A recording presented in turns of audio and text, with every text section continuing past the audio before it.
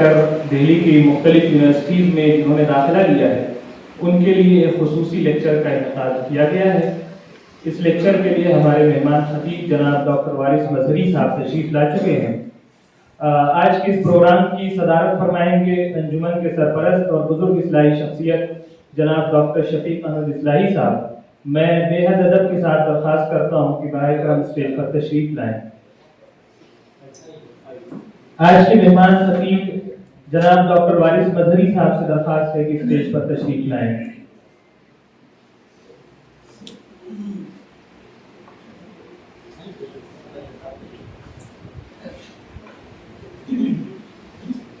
انجمن طلبہ قدیم اصلاح کے نائب صدر جناب ڈاکٹر فیضان احمد اصلاحی صاحب سے درخواست ہے کہ اسٹیج پر تشریف لائیں۔ جناب ڈاکٹر عمیر سفیان اصلاحی صاحب سے درخواست ہے کہ اسٹیج پر تشریف لائیں۔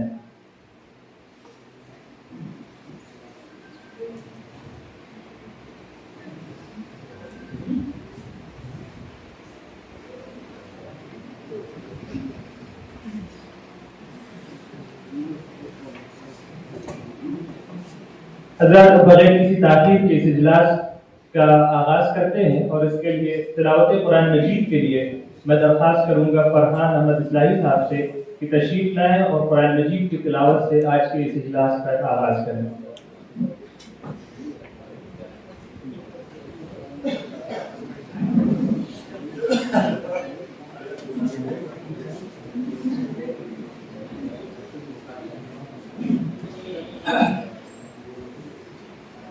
أعوذ بالله من الشيطان الرجيم بسم الله الرحمن الرحيم ألم نشرح لك صدرك ووضعنا عنك وزرك الذي أنقض ظهرك ورفعنا لك ذكرك فإن مع العسر يسرا إن مع العسر يسرا فإذا فرغت فانصب وإلى ربك فارغب صدق الله العظيم۔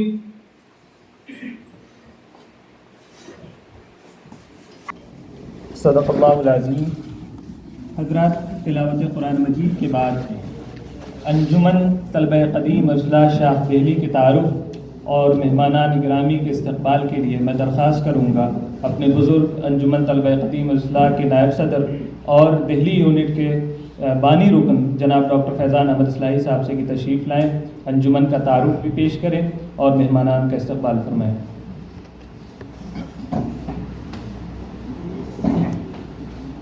بسم اللہ الرحمن الرحیم۔ السلام علیکم ورحمۃ اللہ وبرکاتہ۔ سرپرست دہلی شاہ جناب ڈاکٹر شفیق الرحمان اصلاحی صاحب، ہمارے عزیز پروفیسر وارث مظہری صاحب، انجمن طلبہ قدیم شاخ دہلی کے تمام عہدیداران، آج اس موقع پر مجھے شاخ دلی کے سرپرست پروفیسر الطاف اعظمی صاحب یاد آ رہے ہیں، جو مدتوں یعنی 1985 میں جب ہم مدرسہ سے فارغ ہو کے دلی آئے تو ڈاکٹر اعظمی صاحب سرپرست رہے اور ایس آر کے ہاسٹل میں وہ برابر آتے تھے اور درس قرآن دیا کرتے تھے۔ آج اس موقع پر ان کو یاد کرتے ہوئے آنکھیں بھر گئی کہ یہ انجمن جو جامعہ شاخ تھی بڑھ کر شاخ دلی ہوئی، کیونکہ مدرسے سے فارغین J N you, D you, ہمدرد اور دوسرے انسٹیٹیوشن میں جانے لگے اور یہ انجمن بڑھتے بڑھتے شاخ دلی کی طرف گامزن ہے۔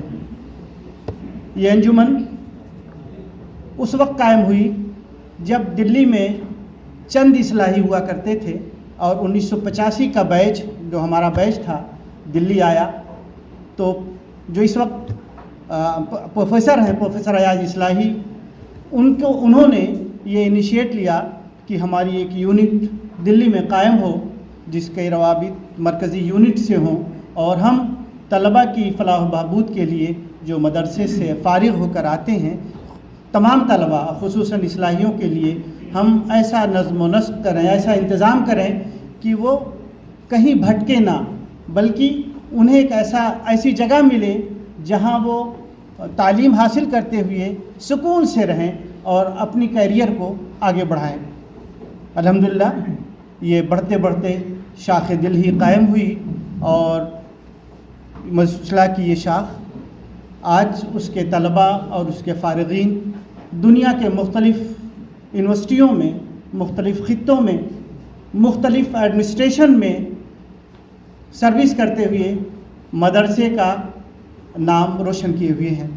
मेरे वो बहुत सारे साथी मुझे याद आ रहे हैं जो हमारे साथ थे लेकिन अब दुनिया के मुख्तलिफ़ मुल्कों में मदरसा की नुमाइंदगी करते हुए हमारे मुल्क की नुमाइंदगी कर रहे हैं। उनमें बहुत सारे लोग ऐसे भी हैं जिन्हें मैं याद करता हूं जो हमारे साथ अब नहीं रहे और इस दार फ़ानी से कूच कर गए, लेकिन उनकी आरज़ू और उनकी ख्वाहिशें हमारे साथ हैं। आज तलबा क़दीम अपने उन नए साथियों का इस्तकबाल करती है जिन्होंने आकर मुख्तलिफ़ यूनिवर्सिटियों में दाखिला लिया और अपने कोर्सेज़ मुकम्मल करके मुख्तलिफ़ जगहों पर रवां और दवा हैं। आज उन नए तलबा को हम खुशामदीद कहते हैं जो अपने सीनियर्स को देखते हुए इस उम्मीद पर हमारे सामने है कि उनका मुस्तकबिल रोशन होगा, वो जहाँ रहेंगे मदरसे की नुमाइंदगी करते रहेंगे, मदरसे का नाम रोशन करते रहेंगे। हमारे senior professor doctor Shafiq Ahmad इस्लाही साहब की सरपरस्ती में ये अंजुमन रवां दवा है। मसूल इस्लाह यकीनन एक पुराना इदारा है जिसको 1908 में अल्लामा शिबली और उनके रफ़ीक़ कार मौलाना फ़राही ने कायम किया था। यकीनन उसका महवर कुरान मजीद की रोशनी में दूसरे उलूम को समझना था।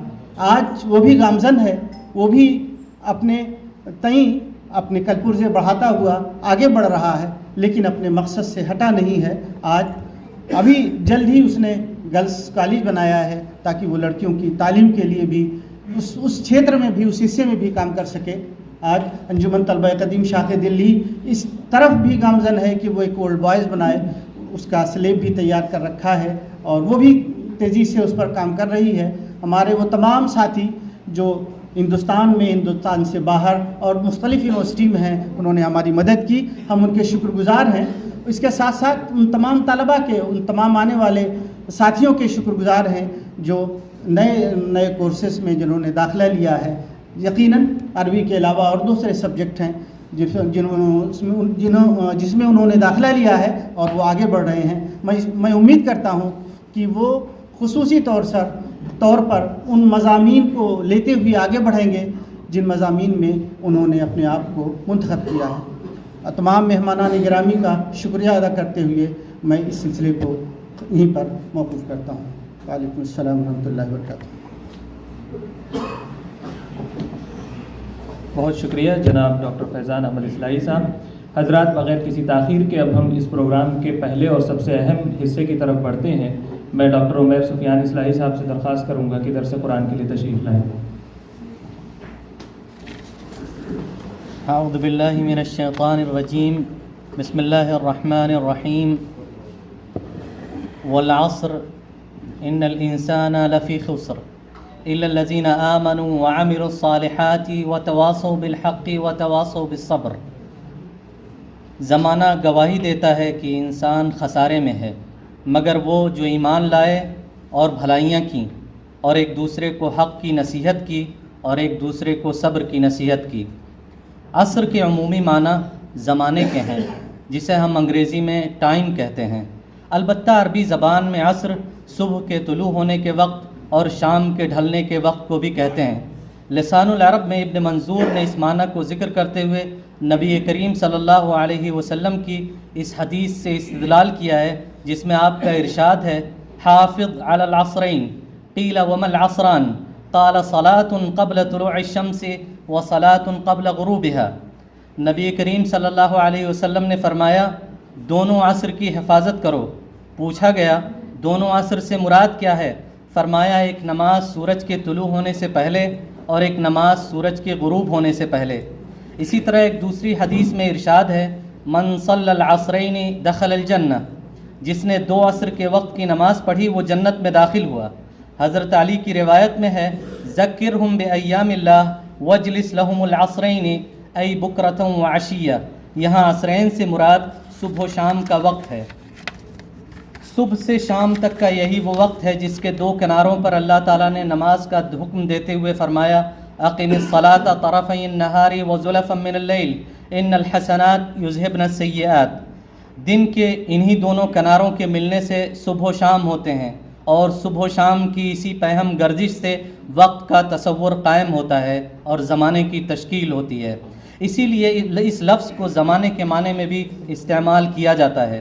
یہی وقت فی الحقیقت انسان کی سرگرمیوں اور جد و جہد کا وقت ہے۔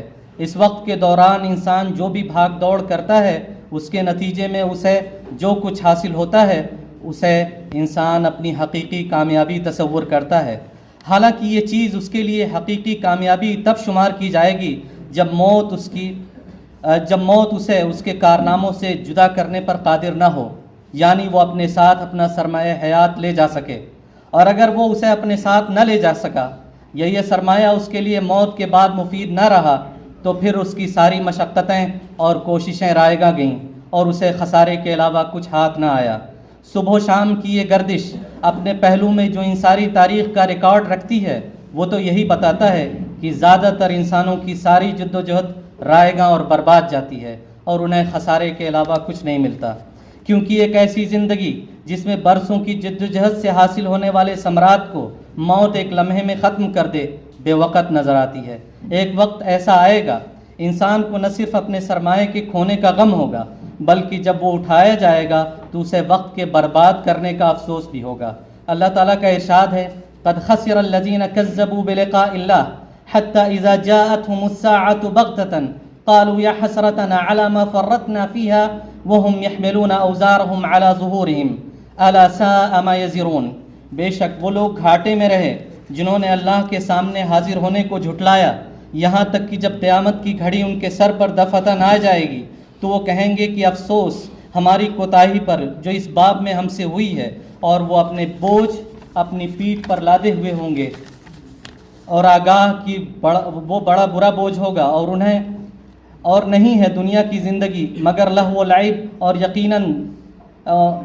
یقیناً بہتر ہے ان لوگوں کے لیے جو آج پرہیزگاری کی راہ اختیار کریں۔ لیکن اگر انسان کے پاس یہ اعتقاد ہو کہ اس کی امنگوں کی تکمیل کا جہان یہ جہان نہیں بلکہ وہ جہان ہے جہاں زندگی ابدالآباد تک رہنے والی ہے، جہاں اس کائنات میں کی جانے والی اس کی ہر جد و جہد کا صلہ ملنے والا ہے، اور موت اس کے راہ کی رکاوٹ نہیں بلکہ اس کے عروج و سربلندی کے راستے کا ایک زینہ ہے جس کے ذریعے وہ اس محدود دنیا سے نکل کر ایک لامحدود دنیا میں داخل ہونے والا ہے، تو یہ اعتقاد اس دنیا میں اس کی ہر کاوش کو مثبت سمت دے گا اور وہ اس زندگی کے ہر لمحے کو کارآمد بنانے کی کوشش کرے گا، یعنی یہ کوشش کرے گا کہ اس دنیا میں اس کا وجود تعمیری ہو اور ایک ایسی جد و جہد کا حصہ بنے جو اس دنیا میں انسان کی بقا اور نشو و ارتقاء کے لیے مفید ثابت ہو۔ وہ اس کائنات کو ہر فساد سے بچائے اور اس کی اصلاح کی ہر کاوش کا ہراول دستہ ہو، وہ خود بھی پاکیزہ ہو اور اپنے آس پاس کی ہر چیز کو اس پاکیزگی کا حصہ بنانے کی کوشش کرے تاکہ کائنات کا گوشہ گوشہ اس کے وجود کی خوشبو سے معطر ہو۔ صبح و شام کی یہ گردش گواہ ہے کہ انسانوں کا یہی گروہ ہمیشہ کائنات کا گلے سرسبد رہا ہے۔ انہی کو حدیث میں زمین کے جوہر یا کان سے تعبیر کیا گیا ہے۔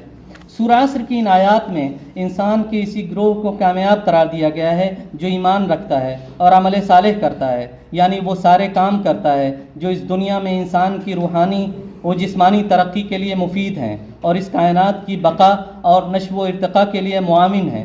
وہ کوئی ایسا کام نہیں کرتا جس سے اس کائنات کا توازن بگڑتا ہو یا انسانی سماج کو نقصان پہنچتا ہو۔ وہ نہ صرف خود ایسے کام نہیں کرتا بلکہ پورے سماج کو اس کی تلقین بھی کرتا ہے اور انہیں اس روش پر گامزن رہنے میں جو مشکلات و مصائب آتے ہیں ان کے سامنے جمنے اور ثابت قدم رہنے کا حوصلہ دیتا ہے۔ ایسے لوگ ہی حقیقی طور سے کامیاب لوگ ہیں۔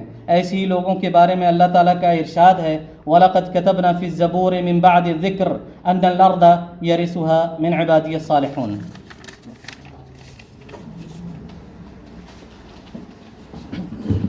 بہت شکریہ جناب ڈاکٹر عمیر سفیان اصلاحی صاحب کا اس پرمغز گفتگو کے لیے۔ حضرات، آج کے پروگرام کا ایک اہم حصہ یہ ہے کہ ان طلباء کا استقبال کیا جائے جو مدرسۃ الاصلاح سے دہلی آئے اور دہلی کی مختلف یونیورسٹیوں میں انہوں نے داخلہ لیا ہے۔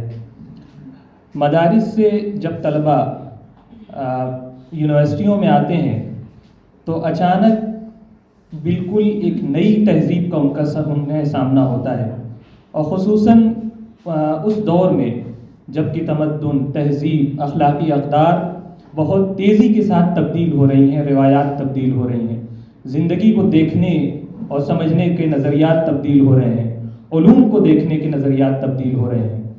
ان حالات میں وہ طلباء جو مدارس سے اور خاص طور سے مدرسۃ الاصلاح سے نکل کر آئے ہیں، ان کے سامنے کیا چیلنجز ہیں، ان کی ذمہ داریاں کیا ہیں، وہ کون سی بنیادی اقدار ہیں جن کا تحفظ بہرحال ضروری ہے، وہ کون سی روایات ہیں، وہ کون سی اخلاقیات ہیں جن کی پاسداری بہرحال ضروری ہے۔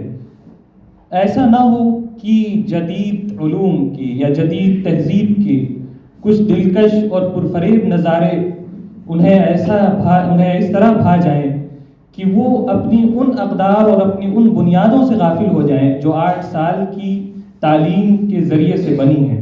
اور یہ کوئی بہت عجیب بات نہیں ہے، ایسا ہوتا ہے۔ مختلف علوم کی وہ تعلیم حاصل کریں گے، مختلف زبانوں کی تعلیم حاصل کریں گے، لیکن وہ کون سی اساس ہوگی جن پر جدید علوم کی بنیاد رکھی جائے کہ وہ کسی بھی علم میں جائیں، کسی بھی فن میں جائیں، لیکن اس اساس سے کبھی وہ ہاتھ نہ دھوئیں۔ اس موضوع پر گفتگو کرنے کے لیے ہمارے ساتھ موجود ہیں جناب ڈاکٹر وارث مظہری صاحب۔ آپ کا موضوع ہے یونیورسٹی کیمپسز میں فارغین مدارس کی ذمہ داریاں، چیلنجز اور اقدار کا تحفظ۔ میں آپ سے گزارش کروں گا کہ تشریف لائیں اور اس موضوع پر اظہار خیال فرمائیں۔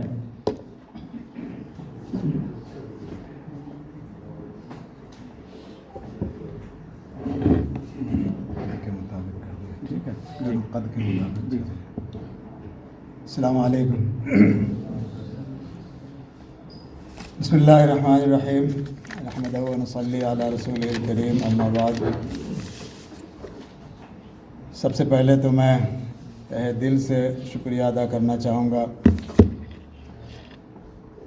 مدرسۃ الاصلاح کی انجمن طلبہ قدیم کے ذمہ داروں، خاص طور سے ڈاکٹر شفیق احمد اصلاحی صاحب اور دیگر ذمہ داران کا کہ انہوں نے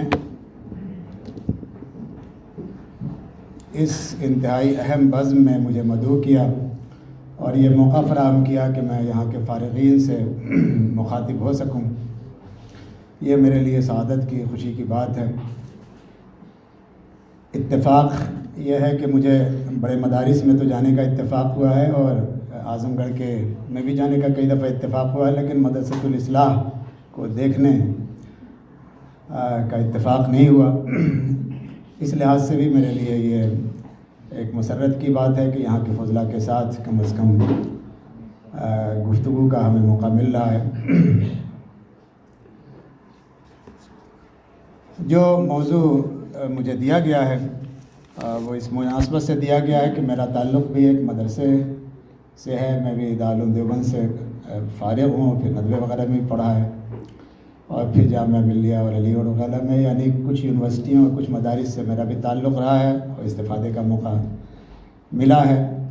نظر بہت زیادہ گہری نہیں ہے کہ کوئی بہت زیادہ گہرے نکات میں پیش کر سکوں، لیکن چند باتیں انشاءاللہ پیش کرنے کی کوشش کروں گا۔ جو موجودہ عہد جس میں ہم زندگی گزار رہے ہیں، اس میں مدارس کے فضلاء اور علماء، ان کی وہ عالمی سطح پہ بھی اور قومی نیشنل لیول پہ بھی مختلف حیثیتوں سے ان پر گفتگو ہوتی رہتی ہے اور مختلف حیثیتوں سے وہ گویا نیوز ایک طرح سے بنتے رہتے ہیں۔ خاص طور سے 9/11 کے بعد کی صورتحال نے مدارس اور اہل مدارس کو ایک بڑا موضوع بنا دیا ہے جن سے ہم سب لوگ واقف ہیں، اور اس طرح سے جو ہم جیسے لوگ جو مدارس کے فارغین میں سے ہیں ان کی ذمہ داریاں اور زیادہ بڑھ گئی ہیں، اور اس کا شعور آج کی جدید نسل کو ہونا چاہیے۔ تو کئی حیثیتوں سے ہم یہ دیکھتے ہیں کہ ماضی کے مقابلے میں موجودہ دور میں مدارس اور مدارس سے تعلق رکھنے والی جو آج کی نسل ہے ان کی ذمہ داریاں اور ان سے متعلق جو لوگوں کی توقعات ہیں وہ بہت زیادہ، اور سماج کی جو ملت کی امت کی جو توقعات ہیں وہ بہت زیادہ بڑھ گئی ہیں۔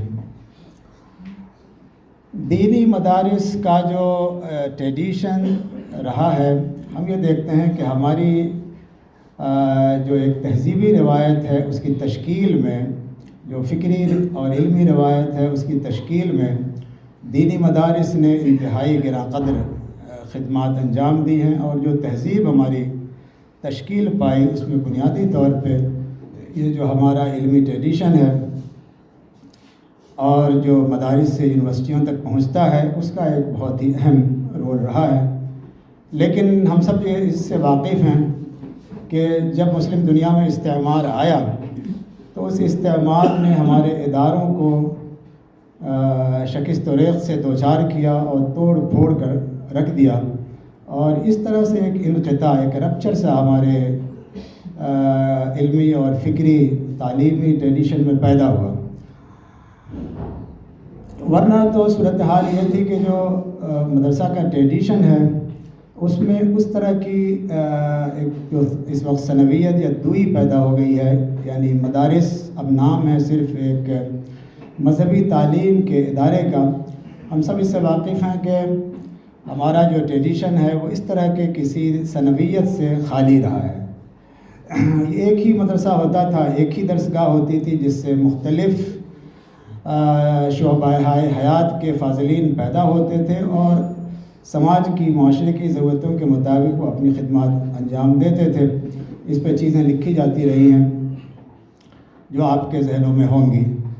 ہاں، البتہ جب یہ استعمار کے بعد یعنی پوسٹ کولونیل ایج میں یہ صورتحال پیش آئی کہ اسلامی ادارے تباہ و برباد کر دیے گئے، تو پھر ہمارے بزرگوں نے یہ محسوس کیا کہ اس وقت ضرورت ہے کہ خاص طور سے دینی تعلیم کے نظام کو مضبوط اور مستحکم کرنے کی کوشش کی جائے، اور جو ایک طرح سے ٹرم کے طور پہ جو یوز ہوتا ہے کہ وہ دنیاوی تعلیم کے جو ادارے کی جو تعلیم ہے اس کی فکر کو جو دوسرے طبقات ہیں ان پہ چھوڑ دیا جائے، اور خاص طور سے جو دینی شناخت رکھنے والا طبقہ ہے علماء کا، ان کو دینی تعلیمی نظام پہ زیادہ سے زیادہ فوکس کرنا چاہیے۔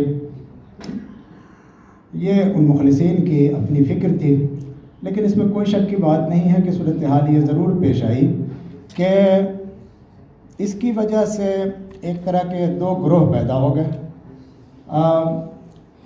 مولانا مناظر حسن گیلانی بڑے مشہور مفکر اور ایک طرح سے ایک ایجوکیشنسٹ کی حیثیت سے بھی ان کی شہرت ہے۔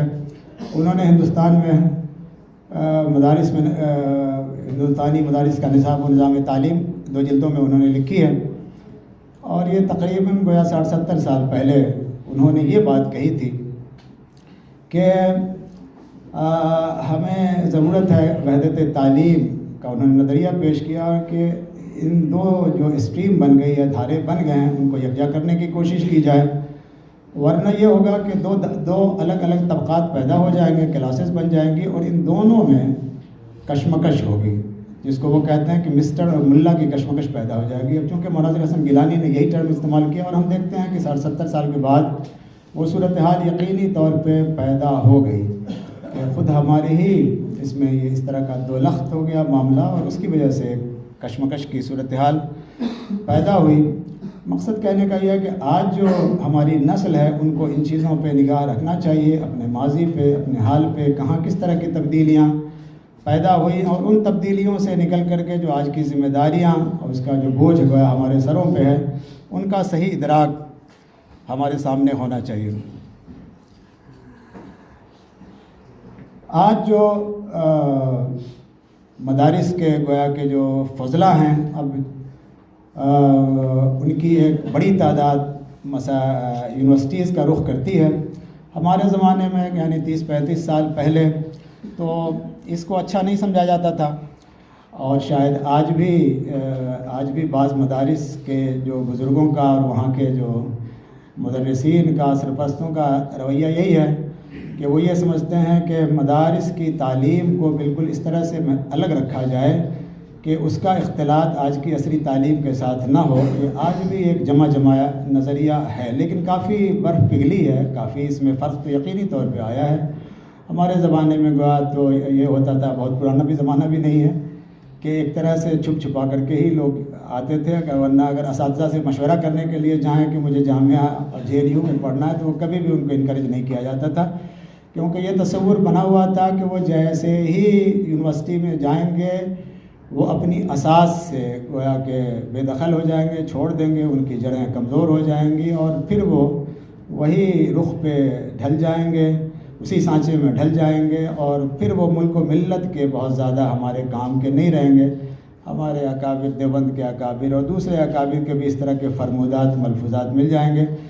ان کا اپنا شکوہ یہ دیکھا جائے تو اس وقت ان کے اپنے تجربات کی بنیاد پہ، مشاہدات کی بنیاد پہ کچھ اتنا زیادہ بے معنی بھی نہیں تھا، کیونکہ دیکھنے میں یہ آتا ہے، صورتحال یہ نظر آتی ہے کہ بلا شبہ ایک بڑی تعداد جو یونیورسٹیز میں آتی تو پورے عزم و استقلال کے ساتھ ہے، اس کے پاس تو ارادے ہوتے ہیں اور دنیا کو بدل دینے اور بڑے بڑے انقلابات پیدا کر دینے اور پورے سماج کا رخ چینج کر دینے، کیونکہ وہ مدارس کی فضا میں کچھ اسی طرح کے سنتے رہتے ہیں، جو ہماری ہفتہ وار تقریریں ہوتی ہیں اس میں، اور اس طرح کے بڑی جو تقریریں ہوتی ہیں اس میں اسی طرح کی بڑی باتیں کہی جاتی ہیں، بڑی طموحات، بڑی بلند حوصلگی کی باتیں کہی جاتی ہیں۔ تو اس طرح کا ذہن بنتا ہے کہ بس ہم تو جب مدرسے سے نکلیں گے تو ہم تو ایک پوری سوسائٹی کو بدل کے رکھ دیں گے، اور جو ملت کی توقع ہے اس سے آگے بڑھ کر کے ہم کوشش کریں گے۔ بڑا طبقہ فضلہ کا ایسا ہی سمجھتا ہے، لیکن ہم لوگ بھی اسی ماحول میں ہیں۔ دیکھتے یہ ہیں کہ جب وہ یونیورسٹی میں یہ تعداد آتی ہے تو ایک زیادہ بڑی تعداد وہ ہے جو اپنے مشن سے بلا شبہ غافل ہو جاتی ہے، وہ بھول جاتی ہے کہ اس نے کیا عزم کیا تھا، اس نے کیا اپنا لائے عمل بنایا تھا اور اس کی کیا سوچ تھی، کیونکہ بالکل ایک نئی دنیا سے اس کا سابقہ پڑتا ہے، نئے لوگوں سے سابقہ پڑتا ہے، اس کو پہلی دفعہ محسوس ہوتا ہے کہ گویا وہ ایک بند دنیا میں رہ رہے تھے، اور اب اسے ذرا سا ایک ہوا اور روشنی ملی ہے جس میں باہر آ کر کے اب انہیں دنیا کو دیکھنے کا موقع ملا ہے۔ اس لیے پھر اس کے ظاہری بھی اثرات دیکھنے کو ملتے ہیں، شکل و شباہت میں تبدیلیاں پیدا ہوتی ہیں، جو میری نظر میں کوئی اتنی بہت بڑی چیز نہیں ہے، لیکن ایک بات ذکر کی ہے کہ اگر وہ اپنے دائرے میں ہو تو وہ کوئی ایسی بہت مذموم چیز نہیں ہے، لیکن ظاہری تبدیلیاں بھی ہوتی ہیں اور باطنی تبدیلیاں بھی ہوتی ہیں، اخلاقی تبدیلیاں پیدا ہوتی ہیں، اور ایک تعداد تو ایسی ہوتی ہے کہ پھر ان کو دیکھ کر یا ان سے گفتگو کر کے ان کے مشغولیات اور ان کے شوق اور دلچسپیوں کو دیکھ کر یہ اندازہ کرنا مشکل ہو جاتا ہے کہ ان کا کبھی مدرسے سے کوئی تعلق تھا۔ تو حالانکہ زیادہ تر جو مدارس کے طلبہ آ رہے ہیں وہ جو یہ مائنورٹیز کے انسٹیٹیوشنز ہیں، یعنی ہمارا جامعہ ملیہ ہے یا جامعہ ہمدرد ہے، اور کچھ خیر DU اور JNU وغیرہ میں بھی جاتے ہیں اور دوسری اس میں، لیکن یہاں بھی آنے کے بعد جہاں زیادہ تر یعنی اسلامی ماحول ہے اور بالکل اپنے گھر کے جیسا ماحول ہے، لیکن ان کے اندر کافی تبدیلیاں پیدا ہو جاتی ہیں۔ اس کی مختلف وجوہات ہیں۔ ایک تو بہت بڑی وجہ ان کے اندر خود اعتمادی کی کمی ہے۔ ان کے اندر خود اعتمادی کی کمی ہوتی ہے، اور انہیں احساس کمتری سا ہوتا ہے، اور انہیں لگتا ہے کہ صاحب اصل تو دنیا یہ ہے، اور ہم تو دنیا ہمیں گویا ایک مولوی یا ملا جی سمجھتی ہے، تو ہمیں کم از کم اس تہمت سے بچنے کی کوشش کرنا چاہیے، اس شناخت سے نکل کر کے ہمیں ایک دوسری اپنی ایک ایسی شناخت بنانے کی کوشش کرنا چاہیے جس میں ہم آج کی دنیا میں، آج کے ریس میں آگے بڑھ سکیں۔ یہ ایک احساس کمتری ہے، اور یہ عدم اعتماد کی، خود اعتمادی کی انتہا درجے تک کی کمی ہے۔ ورنہ صحیح دیکھا جائے تو خود مجھے بھی دیکھنے کا موقع ملا ہے کچھ مغربی اسفار میں کہ ایک تعداد وہاں بھی ایسی نظر آتی ہے، حتیٰ کہ خواتین کی اور رجال کی، مردوں کی بھی، کہ اس طرح کے ماحول میں وہ اتنی خود اعتمادی کے ساتھ، اپنی پوری شکل و شباہت کے ساتھ، دین پہ مکمل اعتماد کے ساتھ، اور پورے اپنے ظاہری اور اس کے ساتھ مکمل اعتماد کے ساتھ وہ رہ رہے ہوتے ہیں، اور ان یونیورسٹیوں میں یعنی بالکل اسیمیلیٹ نہیں ہوتے، بالکل وہ اس کے اندر انضمام والی کیفیت نہیں ہوتی۔ بلا شبہ ایک تعداد تو یقیناً وہاں بھی ہوتی ہے کہ ایک تعداد بالکل وہیں سے ایسی گھل مل جاتی ہے کہ جس کی شناخت بالکل ختم ہو کر کے رہ جاتی ہے، لیکن ایک بڑی شناخت، ایک بڑی تعداد وہ بھی ہوتی ہے جو یورپین یونیورسٹیز میں، امریکن یونیورسٹیزوں میں پورے شان و شوکت کے ساتھ وہ اس کے ساتھ رہتی ہے، اسی داڑھی کرتے اور شیروانی کے ساتھ رہتی ہے، اور کبھی بھی اپنی خود اعتمادی کو اپنے ہاتھ سے جانے نہیں دیتی۔ تو یہ بنیادی طور پہ کمی خود فضلاء کی ہوتی ہے، اور یہ جو کمی ہوتی ہے اس میں ہم یہ دیکھتے ہیں کہ اس کے بھی مختلف اسباب اور عوامل ہیں۔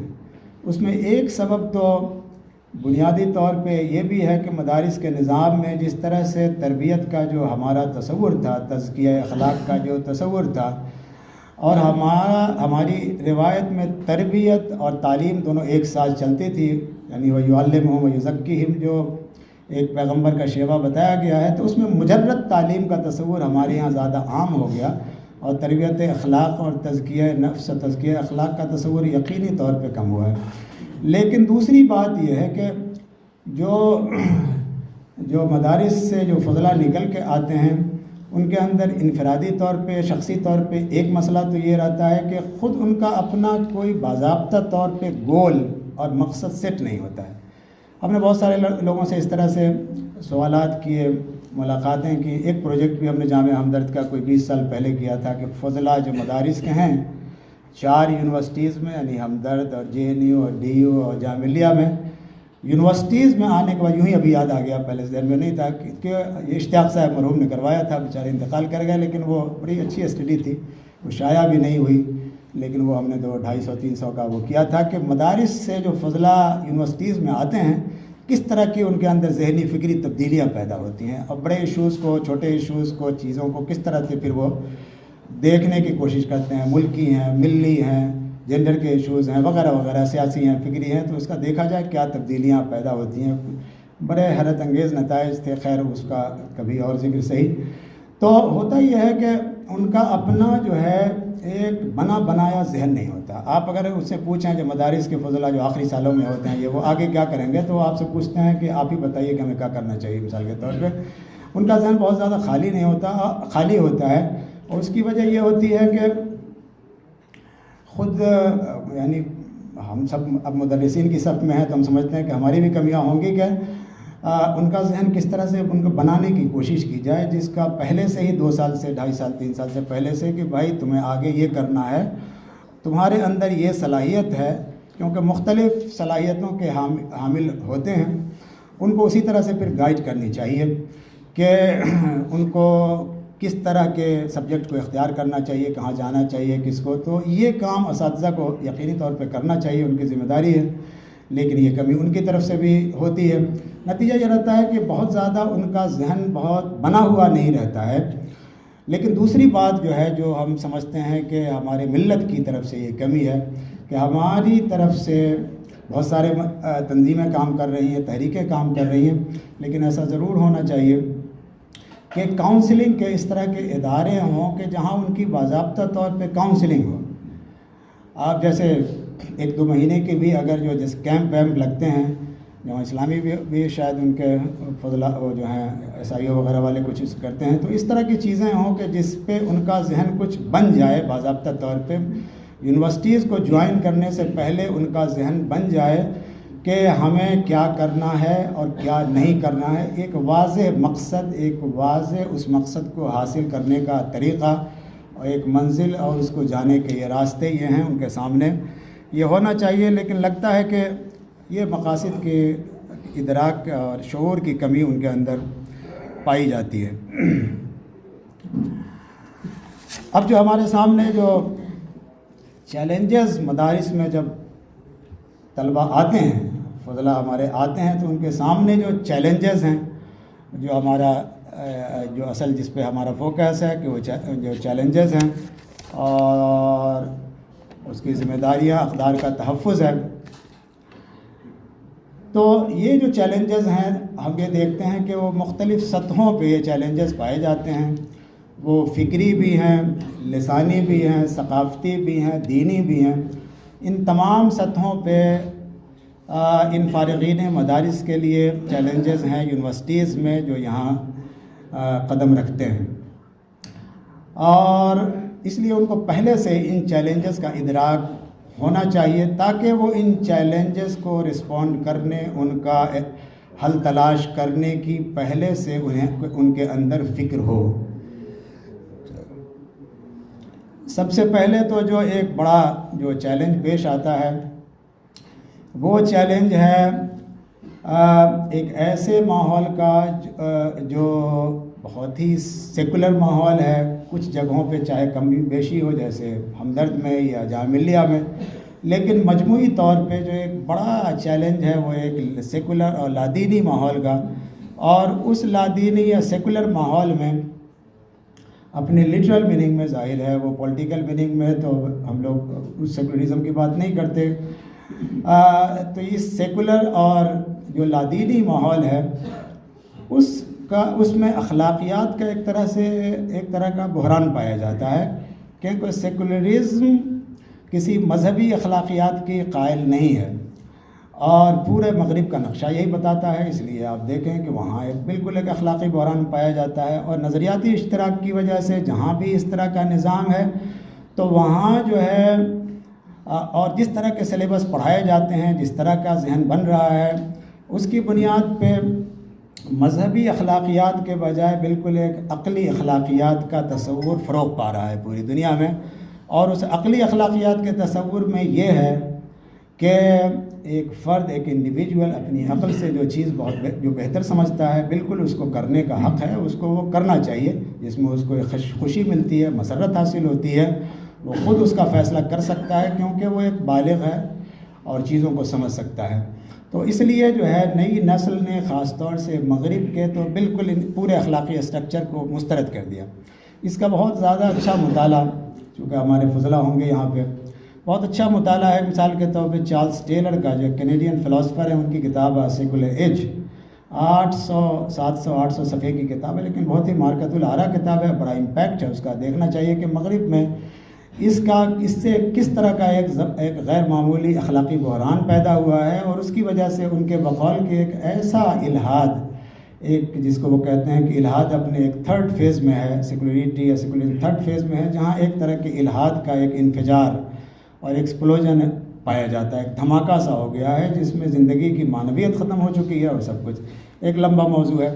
تو یہ اس کے اثرات نہ صرف مغرب میں ہیں، یہاں بھی ہیں، اور آج کی نسل چونکہ انہی چیزوں کو پڑھتی ہے تو ہمارے پورے سوشل سائنسز کے جو سبجیکٹ ہیں ہیومینٹیز کے، وہ سارے اسی طرح کے ہیں۔ آپ نفسیات میں اسی کو پڑھتے ہیں، پولیٹکس میں اسی کو پڑھتے ہیں، تاریخ میں اسی کو پڑھتے ہیں، انہی کی فلسفی پڑھتے ہیں، انہی کی چیزیں پڑھتے ہیں، وہی ہیگل، وہی مارکس، وہی ایڈلر، وہی چیز، یہ وہ اس سے تصورات بنتے ہیں پورے کے پورے، اور پھر آہستہ آہستہ آپ کو اپنے ٹریڈیشن، اپنے دین، اپنی ثقافت، اپنی چیزوں پہ اعتماد ختم ہوتا چلا جاتا ہے، اور وہ اتنا سلو، اتنے آہستگی سے ہوتا ہے، اتنی آہستگی سے ہوتا ہے کہ بسا اوقات انڈیویجولز کو اس کا اندازہ بھی نہیں ہو پاتا۔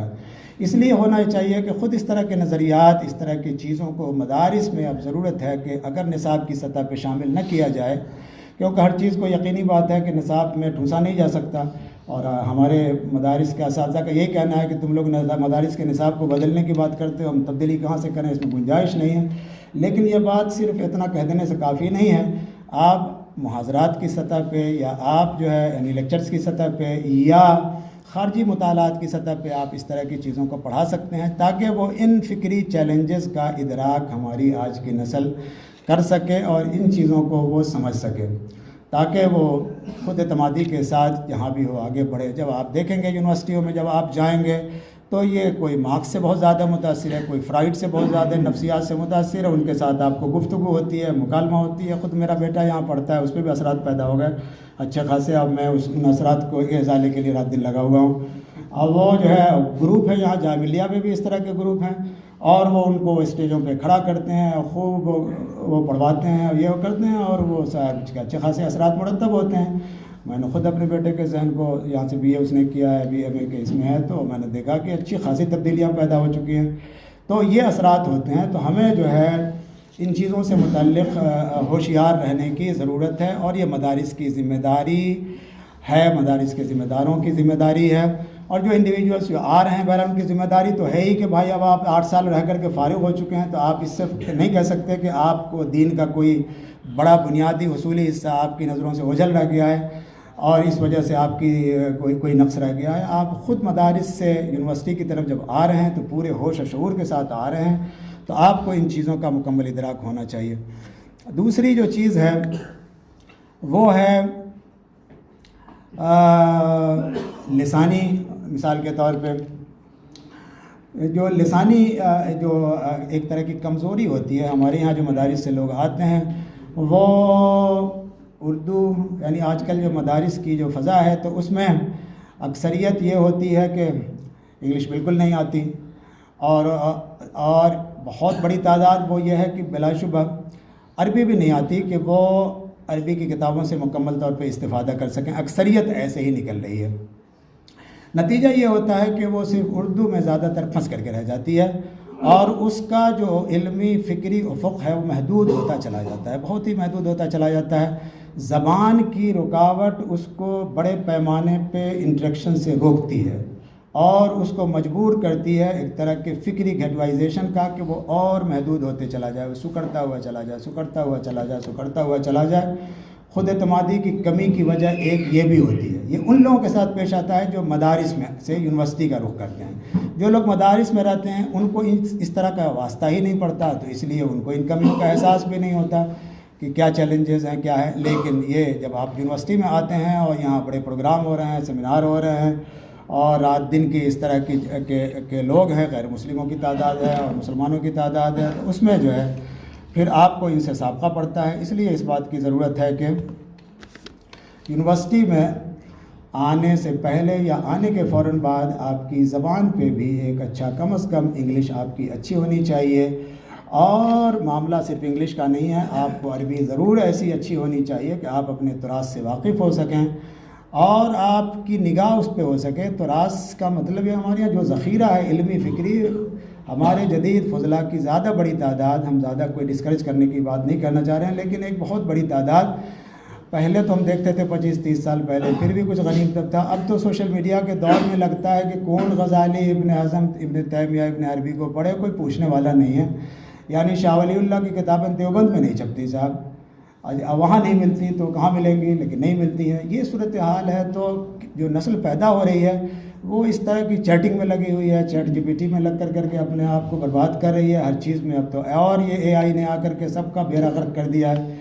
تو اس طرح سے جو ہے جو اصول ہے، ہماری فکر کی اساسات ہیں، ہمارا جو تراث ہے، ہمارا جو علمی فکری سرمایہ ہے، آج کی نسل اور اس سے کٹتی ہوئی چلی جا رہی ہے، اور آج کی چکا چوندھ اس کو اور اس سے متاثر کر رہی ہے، اور اس طرح سے صلاحیت کا ایک طرح کا فقدان اور بحران پیدا ہوتا چلا جا رہا ہے۔ اس کا ان کے اندر احساس ہونا چاہیے۔ تو خیر لسانی سطح پہ ان کی ایسی زبان عربی یقیناً آنی چاہیے، کم از کم 2 زبانیں تو دیکھیے آنی ہی چاہیے، یعنی ایک عربی آنی چاہیے اور ایک یورپین زبانوں میں سے انگلش آنی چاہیے۔ ہم نے یہ دیکھا کہ صاحب جو مستشرقین کی نسل ہے، اچھا وہ تو صاحب کم سے کم 8 زبانیں جاننے کی ہے۔ مجھے پہلے جب یہ پتہ چلا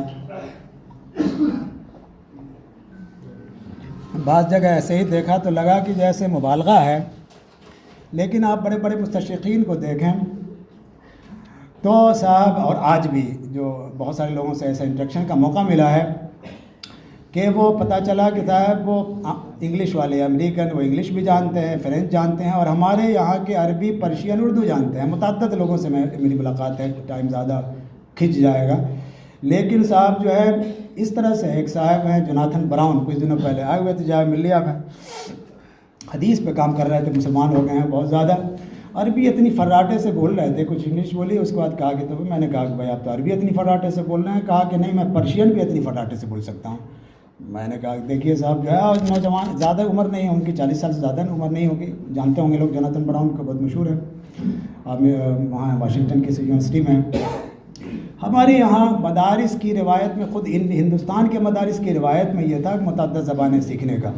ہمارے بعد تک امام فرائی وغیرہ جو ہیں وہ عبرانی وغیرہ تک جانتے تھے، انگلش جانتے تھے، اور اردو، پرشین، عربی سب جانتے تھے، اور بہت ساری مثالیں ہیں۔ مولانا مناظر حسن گیلانی نے ہندوستان کا نظام تعلیم و تربیت میں لکھی ہیں، بڑی تعداد کتنی زبانیں جانتی تھی، اب سکڑ کر کے رہ گئی یہ چیز۔ تو کہاں سے آئے گا وسعت مطالعہ، کہاں سے پیدا ہوگی، اور کیسے آپ کا فکری افق بلند ہوگا کہ آپ کے اندر وہ کیا کہتے ہیں، خود اعتمادی آئے۔ تو یہ ایک مسئلہ ہے۔ اور تیسرا مسئلہ، ایک بڑا جو چیلنج ہے وہ اپنی جو ہے شناخت کا چیلنج ہے۔ آپ کے لیے اس بات کی ضرورت ہے کہ جو مدارس کے فضلاء یہاں آتے ہیں کہ اپنی شناخت سے متعلق، اور شناخت کا مطلب صرف لباس، کرتا پاجامہ، ٹوپی نہیں ہوتی، چاہے میں نے پہن رکھی ہو، میں یہ پہن کر کے بار بار بھی جاتا رہتا ہوں، مجھے کوئی مسئلہ نہیں ہے۔ آپ اس میں کچھ تبدیلی پیدا کر لیں تو اس میں بھی کوئی مسئلہ نہیں ہے۔ یہ سب چیز تو پہلے بہت زیادہ تھی، اس پہ بہت سارے فتوے تھے، لیکن اب وہ چیز ختم ہو گئی۔ ہمارے علامہ ابن تیمیہ کی اقتداء الصراط المستقیم ہے، سب سے زیادہ سخت ہیں اس معاملے میں، وہ تشبہ، اور اس میں اقتداء الصراط المستقیم پوری کی پوری اسی پہ ہے تقریباً۔ لیکن جو ہے وہ بھی کہتے ہیں کہ بھائی اس طرح کے دارالحرب یا غیر مسلم ماحول میں کچھ رعایت ان کو دی جائے گی، وہ کہتے ہیں حدث ظاہر میں کچھ تبدیلی ہو سکتی ہے، حدث ظاہر سے ان کی لباس، پوشاک وغیرہ مراد ہے، لیکن صاحب اس میں تو کوئی مسئلہ نہیں ہے۔ لیکن آپ کی شناخت ایک طرح سے مدارس کے فضلاء کی دوہری شناخت ہے۔ دیکھیے، ایک تو یہ ہے کہ آپ ایک مسلمان ہیں، اور اس کی وجہ سے آپ کی ایک پختہ شناخت ہے، ایک ملت کے آپ نمائندہ ہیں، لیکن آپ کی ایک دوسری شناخت یہ ہے کہ ایک آپ عالم ہیں، ایک مدرسے کے فاضل ہیں۔ آپ کو امت جس طرح سے، ملت جس طرح سے دیکھتی ہے، جو توقعات ہیں وہ آپ سے وابستہ ہیں، تو آپ کے پاس یہ دونوں شناخت ہے، اور ان دونوں شناخت کا آپ کو خیال کرنا پڑے گا۔ صرف آپ یہ کہہ کر کے کہ میں مسلمان ہوں، نہیں، آپ کو ایک عالم ہونے کی شناخت ہے، اور پھر جو آپ جس مدرسے سے نکل کر کے آئے ہیں اس مدرسے سے کی بھی آپ سے توقعات ہوتی ہیں کہ صاحب آپ ان کی توقعات پہ پورا اتریں۔ تو آپ کی شناخت کا یہ ہے کہ آپ دین کی، ثقافت کی جو بنیادی چیزیں ہیں، ان بنیادی چیزوں کو ظاہری اور باطنی دونوں سطحوں پہ آپ اس کو مینٹین رکھنے کی کوشش کریں، دوسروں کو یہ موقع نہ دیں انگلی اٹھانے کا کہ آپ جیسے ہی مدرسے میں آئے اور ویسے ہی آپ بدلتے ہوئے چلے گئے۔ اگر آپ بھی اس مخلوط معاشرے میں دوسری صنف کے ساتھ ویسے ہی گھلتے ملتے ہیں فرینکلی، اور ویسے ہی آپ کے ایٹیٹیوڈ بنتے ہیں، اور اسی طریقے کی حرکتیں آپ کرتے ہیں، اور حیا کے تقاضے کو پورا نہیں کرتے، تو پھر یقینی طور پہ ایک پوری جو ایک علماء کی جو برادری ہے، اور پوری اس پہ ایک حرف آتا ہے، اور مدارس کے نظام پہ حرف آتا ہے کہ یہ 10 سال مدارس والے کرتے کیا ہیں، کہ انہوں نے 8 سال 10 سال پڑھا کر کے بھیجا ہے، اور صاحب نہ ان کے چہرے پہ داڑھی رہی، اور صاحب جینس پینٹ پہن کر کے وہ لڑکیوں کے ساتھ خوب گھوم رہے ہیں، عیش کر رہے ہیں، سمجھ رہے ہیں زندگی کے ریس میں ہمیں آنے کے لیے یہ سب بہت زیادہ ضروری ہے۔ تو یہ سب حماقتیں دیکھ کر کے واقعی دل کڑتا ہے ہم لوگوں کا۔ تو مسئلہ یہ ہے کہ کم سے کم یہ فتنے کے دور سے پھر بھی محفوظ رہ گئے، ذرا پہلے کے ہیں، اتنے بھی بہت پہلے کے نہیں ہیں لیکن پھر بھی۔ لیکن آج کل جو ادھر 10 سال سے ہم دیکھ رہے ہیں، 15 سال سے جو مسائل ہیں، اس میں تو غیر معمولی سطح پہ یہ چیلنجز ہمارے سامنے ہیں۔ اس لیے اقدار کا تحفظ، ٹائم آدھا گھنٹہ ہو گیا ہے، اب میں 5 منٹ میں اپنی بات ختم کر دوں گا، ورنہ جو ہے لوگ بور کہیں نہ ہونے لگیں۔ تو بہرحال ہماری فضلا کی جو ذمہ داریاں، یہ تو چیلنجز ہیں جو ذمہ داریاں ہیں، ان چیلنجز میں آپ دیکھ سکتے ہیں کہ یہ سب ذمہ داریاں ہیں، لیکن چند باتیں اور ایک تو یہ کہ ہمیں جب یعنی فضلا کو جب یونیورسٹی میں آئیں تو خود ان کو بعض چیزوں سے احتراز کرنا چاہیے، اجتناب کرنا چاہیے۔ ایک تو بڑی چیز یہ ہے جو مدارس کی کمی ہے کہ مسلکیت والا ذہن، آپ کو اب دین کا نمائندہ ہونا ہے، یونیورسٹیز میں آ کر کے دین کا نمائندہ ہونا ہے، کسی خاص مکتب فکر کا، کسی خاص مشرب کا، کسی ایک مسلک کا نمائندہ نہیں ہونا ہے۔ اسی طریقے سے آپ کو دین کے اصول پہ اسی کی تبلیغ کرنی ہے، اسی کو بنیاد بنا کر کے کسی سے ڈائیلاگ کرنا ہے، گفتگو کرنا ہے، نہ کہ دین کی فروعات پہ، فقہ کے فروعات پہ آپ لڑیں اور اس کو بحث کا موضوع بنائیں۔ اس سے دین سے صرف نفرت پیدا ہوتی ہے، اس سے کوئی الفت پیدا نہیں ہوتی۔ تو آپ کو فروعات پہ اڑنے سے اگر کوئی آپ کر رہے ہیں تو آپ ضرور کریں، ان پہ عمل کوئی نہیں کرتا تو آپ جو ہے اس پہ زیادہ اصرار بھی نہ کریں۔ لیکن جہاں پہ غیر مسلموں کا طبقہ ہے، ان سے جو آپ کا انٹریکشن ہوتا ہے، اس میں دین کے آپ کو اصول اور اساسات کو پیش نظر رکھنا چاہیے۔ یعنی بنیادی جو اسلام کا جو بنیادی اخلاقی نظریات ہیں اور بنیادی جو ورلڈ ویو ہے، جو بنیادی عقائد اور اخلاق ہیں، ان کی بنیادی چیزوں کو سامنے رکھیں، کجا کہ وہ شاید حنفی کا ہے کہ شافعی کا ہے کہ دیوبندی کا ہے اور غیر دیوبندی کا ہے، ان چیزوں سے اجتناب ہونا چاہیے۔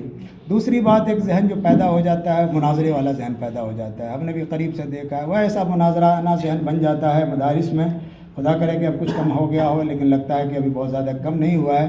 اس سے بھی فضا پراگندہ ہوتی ہے، اس سے بھی یونیورسٹیز میں جب آپ اس طرح کے لوگوں کے ساتھ ملتے ہیں، غیر مسلم ہوتے ہیں یا مسلمان ہی ہوتے ہیں لیکن سیکولر طبقے سے آتے ہیں، دوسرے فیملیز سے اس سے آتے ہیں، ان کو اس سے واسطہ نہیں ہوتا، لیکن آپ صاحب وہ اس انداز میں بات کرتے ہیں جس انداز میں آپ نے تقریریں سنی تھی مدرسے میں۔ تو اب یہ دور مکالمے کا ہے، ڈائیلاگ کا ہے، مناظرے کا نہیں ہے۔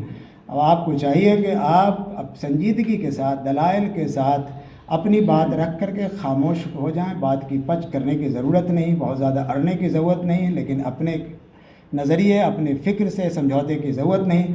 لیکن اگر آپ قرآن و سنت اور بنیادی چیزوں کو اگر آپ اپنے سامنے رکھیں گے اور چھوٹی چھوٹی چیزوں میں نہیں الجھیں گے تو انشاءاللہ بہت بڑی پیچیدگی پیدا نہیں ہوگی کہ آپ کو دوسرے کو قائل کرنے میں۔ جہاں پیچیدگی پیدا ہو جاتی ہے کہ جب آپ دوسرے کچھ اقوال فتاوا کی کتابوں کے فتاوا، کچھ اکابر کے کچھ نظریات اور مواقف، اور وہ چیز آپ کو جب کوئی ٹوکتا ہے تو آپ بھڑکتے ہیں اور اس سے مسئلہ پیدا ہوتا ہے۔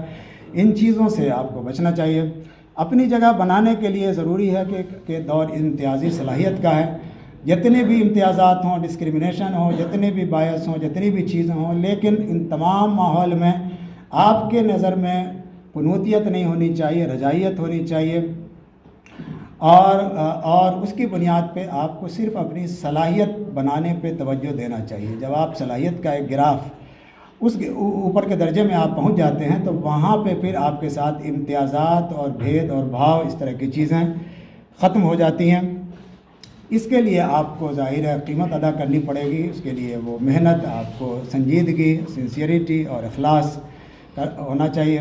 باتیں تو بہت ساری کہی جا سکتی ہیں، لیکن آخری بات یہ ہے کہ صاحب جو تھوڑی سی بات پہلے بھی کہ یہ سوشل میڈیا کے دور میں جس طرح سے ماحول پراگندہ ہوا ہے، جو صلاحیتیں برباد ہوئی ہیں اور جس طرح کے کھلونے مل گئے ہیں جس سے آج کی نسل تباہ و برباد ہو رہی ہے، للہ فی اللہ اس سے بچنے کی کوشش کریں۔ اپنے آپ کو جہاں تک ہو سکے اہم مفکرین کی اہم کتابوں سے کو اپنے نظر و فکر کا مرجع بنائیں، ان سے استفادہ، ان سے تعلق رکھیں، دین سے اپنا عملی تعلق رکھیں۔ جو لوگ صرف نظریات میں گھومتے رہتے ہیں اور دین سے عملی تعلق نہیں ہوتا تو وہ صرف نظریات کا اسیر ہو کر کے رہ جاتے ہیں۔ وہ بڑے بڑے نظریات کو ڈسکس کرتے ہیں، بڑے بڑے ریسرچ پیپر بھی لکھتے ہیں بلا شبہ، لیکن یہ کہ کتابیں آتی ہیں لیکن دین سے جو عملی تعلق ختم ہو جائے تو پھر وہ کسی کام کے نہیں رہتے اور پھر وہ پورے اس کے اثرات پیدا ہوتے ہیں۔ تو دین سے عملی تعلق بھی اس سے جڑا ہوا ہے کہ صاحب آج کے جو اس طرح کی جو صورتحال پیدا ہو گئی ہے، سوشل میڈیا اور انٹرنیٹ اور فلاں اس نے کافی ہماری اخلاقی اور فکری اور ذہنی صلاحیتوں کو بہت زیادہ متاثر کیا ہے۔ ہماری نسل کو ان تمام چیلنجز کا ادراک کرتے ہوئے پوری مستقل مزاجی کے ساتھ، خود اعتمادی کے ساتھ، ذمہ دارانہ شعور کے ساتھ یونیورسٹی میں قدم رکھنا چاہیے، اور یہ سمجھنا چاہیے کہ اللہ تعالیٰ نے آپ کو یہ موقع دیا ہے کہ آپ یہاں سے جو آپ کے اندر کمیاں ہیں موجودہ دور میں دین کو دعوت کی، اسلام کی نمائندگی کی، موقع دیا ہے کہ وہ اب کہ آپ ان کمیوں کو دور کر سکیں اور اپنے آپ کو اس قابل بنا سکیں۔ اس کے ساتھ ساتھ کہ آپ کی جو معاشی ذمہ داریاں ہیں وہ، لیکن اس کے ساتھ ساتھ یہ اپرچونیٹیز آپ کے لیے خدا کی طرف سے ہیں، ان کو ایسا ہی سمجھنا چاہیے اور اس سے فائدہ اٹھا کر کے اپنی شخصیت کی صحیح تعمیر اور صحیح تشکیل کی کوشش کرنا چاہیے۔ اللہ تعالیٰ ہم سب لوگوں کو کہنے سے زیادہ عمل کرنے کی توفیق عطا فرمائے۔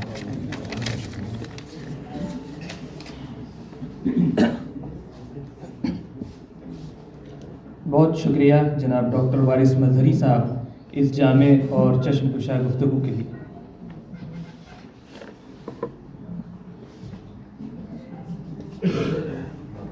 صدر مجلس کی اجازت سے میں ایک بات کہنا چاہتا ہوں کہ ہمارے ساتھی ڈاکٹر فیضان احمد اصلاحی صاحب نے کہا کہ مولانا فراہی اور علامہ شبلی اور مولانا فراہی نے مسجد الاصلاح کو قائم کیا۔ فیضان صاحب بھی اس بات کو جانتے ہیں، لیکن وہ کسی وجہ سے کہہ گئے۔ اصل یہ ہے کہ مولانا شفیع صاحب نے اس کو قائم کیا، اور یہ انجمن اصلاح المسلمین کے ذمہ دار تھے، اور اس کے نتیجے میں مسجد الاصلاح کا قیام عمل میں آیا تھا تاکہ یہاں سے علماء تیار ہوں۔ البتہ مولانا فراہی نے، مولانا شبلی 2 سال کے بعد، اس کے قیام کے 2 سال کے بعد مولانا شبلی سے رابطہ قائم ہوا۔ مولانا فراہی نے اس کا نصاب تیار کیا، اس کی فکری بنیادیں متعین کی، اس کا لائحہ عمل تیار کیا، نظریہ تعلیم متعین کیا۔ تو اس اعتبار سے وہ نظریہ تعلیم کے بانی تو کہے جا سکتے ہیں، لیکن مسجد الاصلاح کے بانی مولانا شفیع صاحب ہیں۔ اس وضاحت کے لیے شکریہ۔ حضرات، آپ نے جناب ڈاکٹر وارث مظہری صاحب کی جامع گفتگو سنی۔ آپ کو اندازہ ہوا ہوگا اس گفتگو کے بعد کہ کی اصل وجہ کیا ہے، جس ثانویت کی آپ نے بات کی کہ وہ کیا تاریخی پس منظر ہے جس کی وجہ سے مدارس کا نصاب اس طور پر ڈیزائن ہوا کہ اس میں دوسرے بہت سے علوم ظاہر ہے اس کی گنجائش نہیں ہے۔ اس کے علاوہ وہ کیا وجہ ہے، یعنی کس طرح کا فکری ایک سیلاب ہے جس سیل بیامہ میں غیر شعوری طور پر طلباء یونیورسٹیوں میں بہہ جاتے ہیں۔ وجہ اس کی یہ ہوتی ہے کہ عموماً فکری بنیاد اتنی مضبوط نہیں ہوتی ہے کہ وہ اس جدید فکری دھارے کا سامنا کر سکیں۔ اس کی کیا تدبیریں ہو سکتی ہیں، اس سلسلے میں کیا کوششیں کی جانی چاہیے انفرادی طور پر بھی، اور مدارس کے ذمہ داران اور اساتذہ کی جانب سے کیا کوششیں ہونی چاہیے، اس پر مفصل گفتگو آپ نے سنی۔ آپ نے ایک بڑی اہم بات یہاں کہی کہ جو مدارس کا نصاب ہوتا ہے اس میں یقیناً اس بات کی گنجائش نہیں ہوتی کہ جدید نظریات کو یا مغربی نظریات کو وہاں پر پڑھایا جا سکے، لیکن اس کو لیکچرز کے ذریعے پورا کیا جا سکتا ہے۔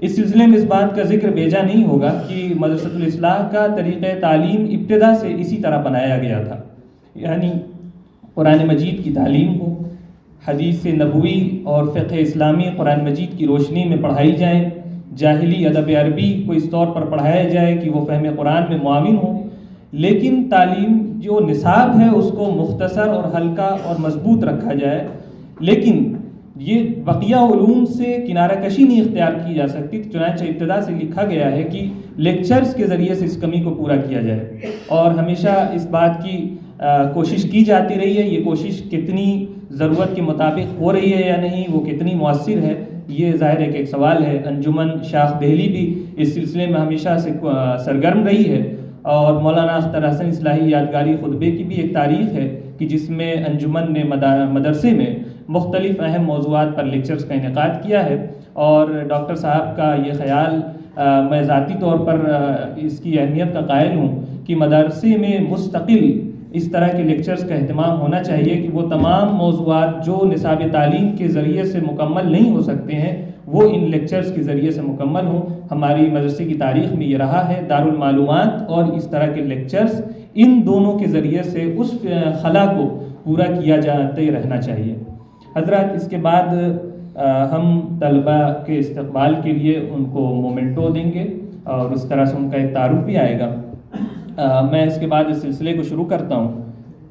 بی اے فارسی میں جن طلباء نے ایڈمیشن لیا ہے ان میں میں گزارش کروں گا کہ وہ آگے آئیں.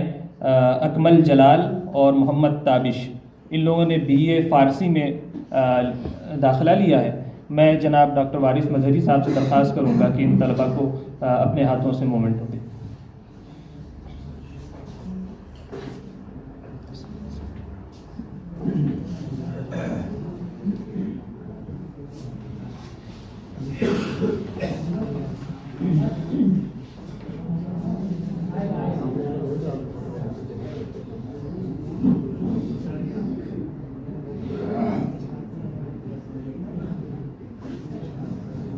محمد تابش،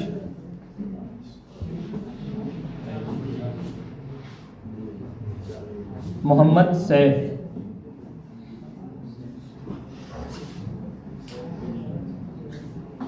محمد ولید،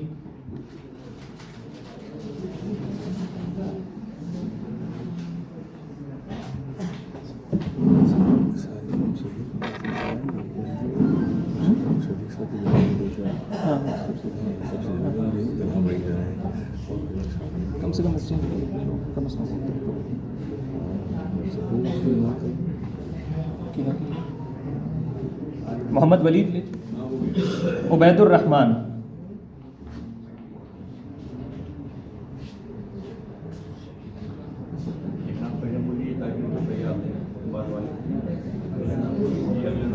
احمر جاوید،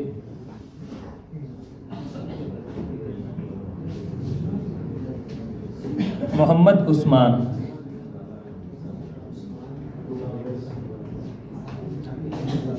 محمد عثمان سنجر پور.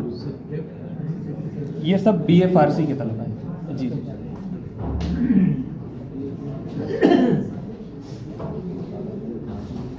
دوسرے محمد عثمان سیدھا سلطان پور سے جن کا تعلق ہے. محمد اسامہ نام ہے، عثمان نہیں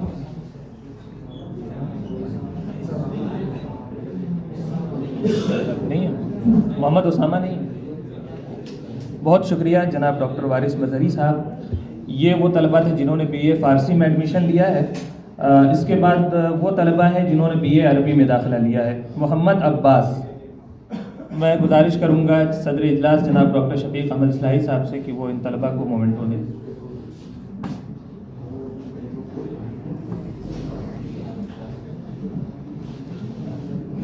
محمد شعیب،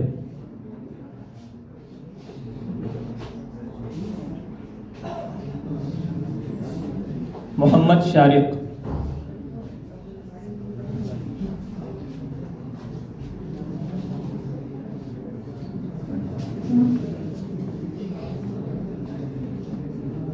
عبد الرحمن،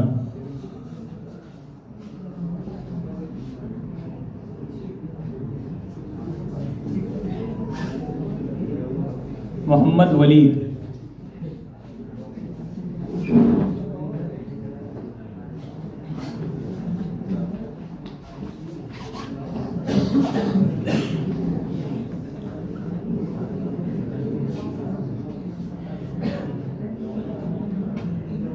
بہت شکریہ جناب ڈاکٹر شفیق احمد اصلاحی صاحب.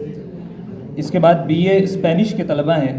میں جناب ڈاکٹر فیضان احمد اصلاحی صاحب سے درخواست کروں گا کہ وہ اپنے ہاتھوں سے ان کو ٹرافی دیں. طلحہ اجمل، طاہا اجمل،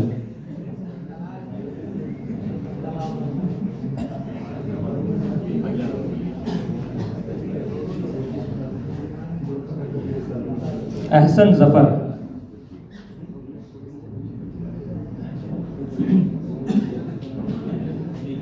نہیں. بہت شکریہ جناب ڈاکٹر فیضان احمد اصلاحی صاحب. اس کے بعد بی اے کورین کے طلباء ہیں. احمد فراز،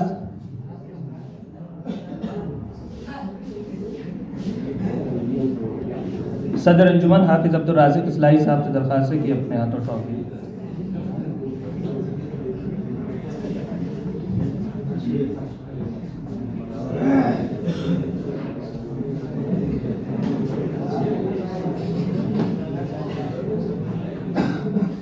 محمد فہد، جناب ڈاکٹر بلال احمد اصلاحی صاحب کے ہاتھوں اپنی ٹرافی لیں.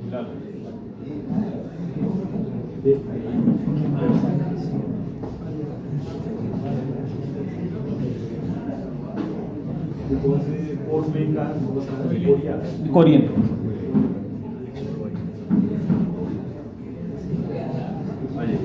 اس کے بعد بی اے جاپنیز کے طلبہ ہیں خبیب وسیم اساڑھا.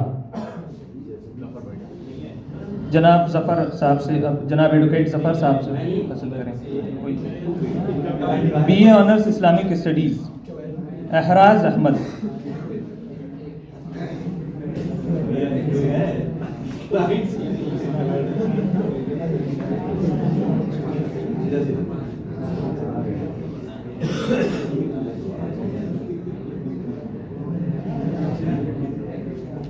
ڈپلومہ عربی کے طلبہ ہیں،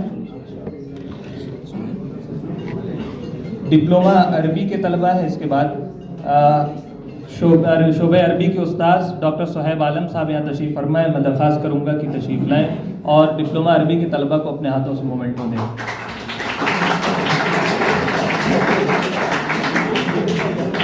محمد سعید،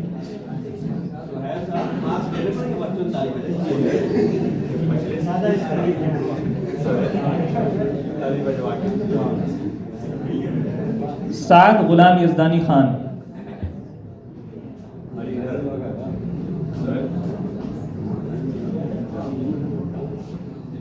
پریتیپ کے طالب علم ہے، پریتیپ ہمدرد کے عبد الحمید.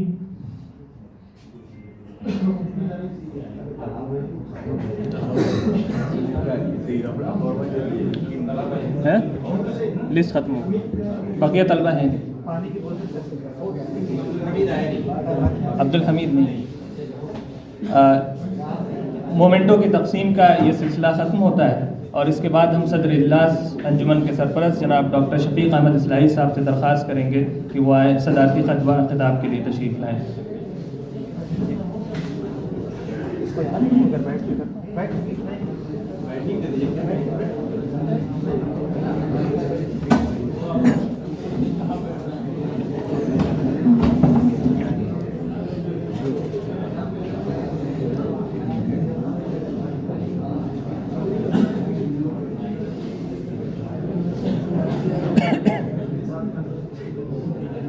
الحمدللہ رب العالمین والصلاة والسلام علی رسولہ الکریم وعلی آلہ وصحبہ اجمعین.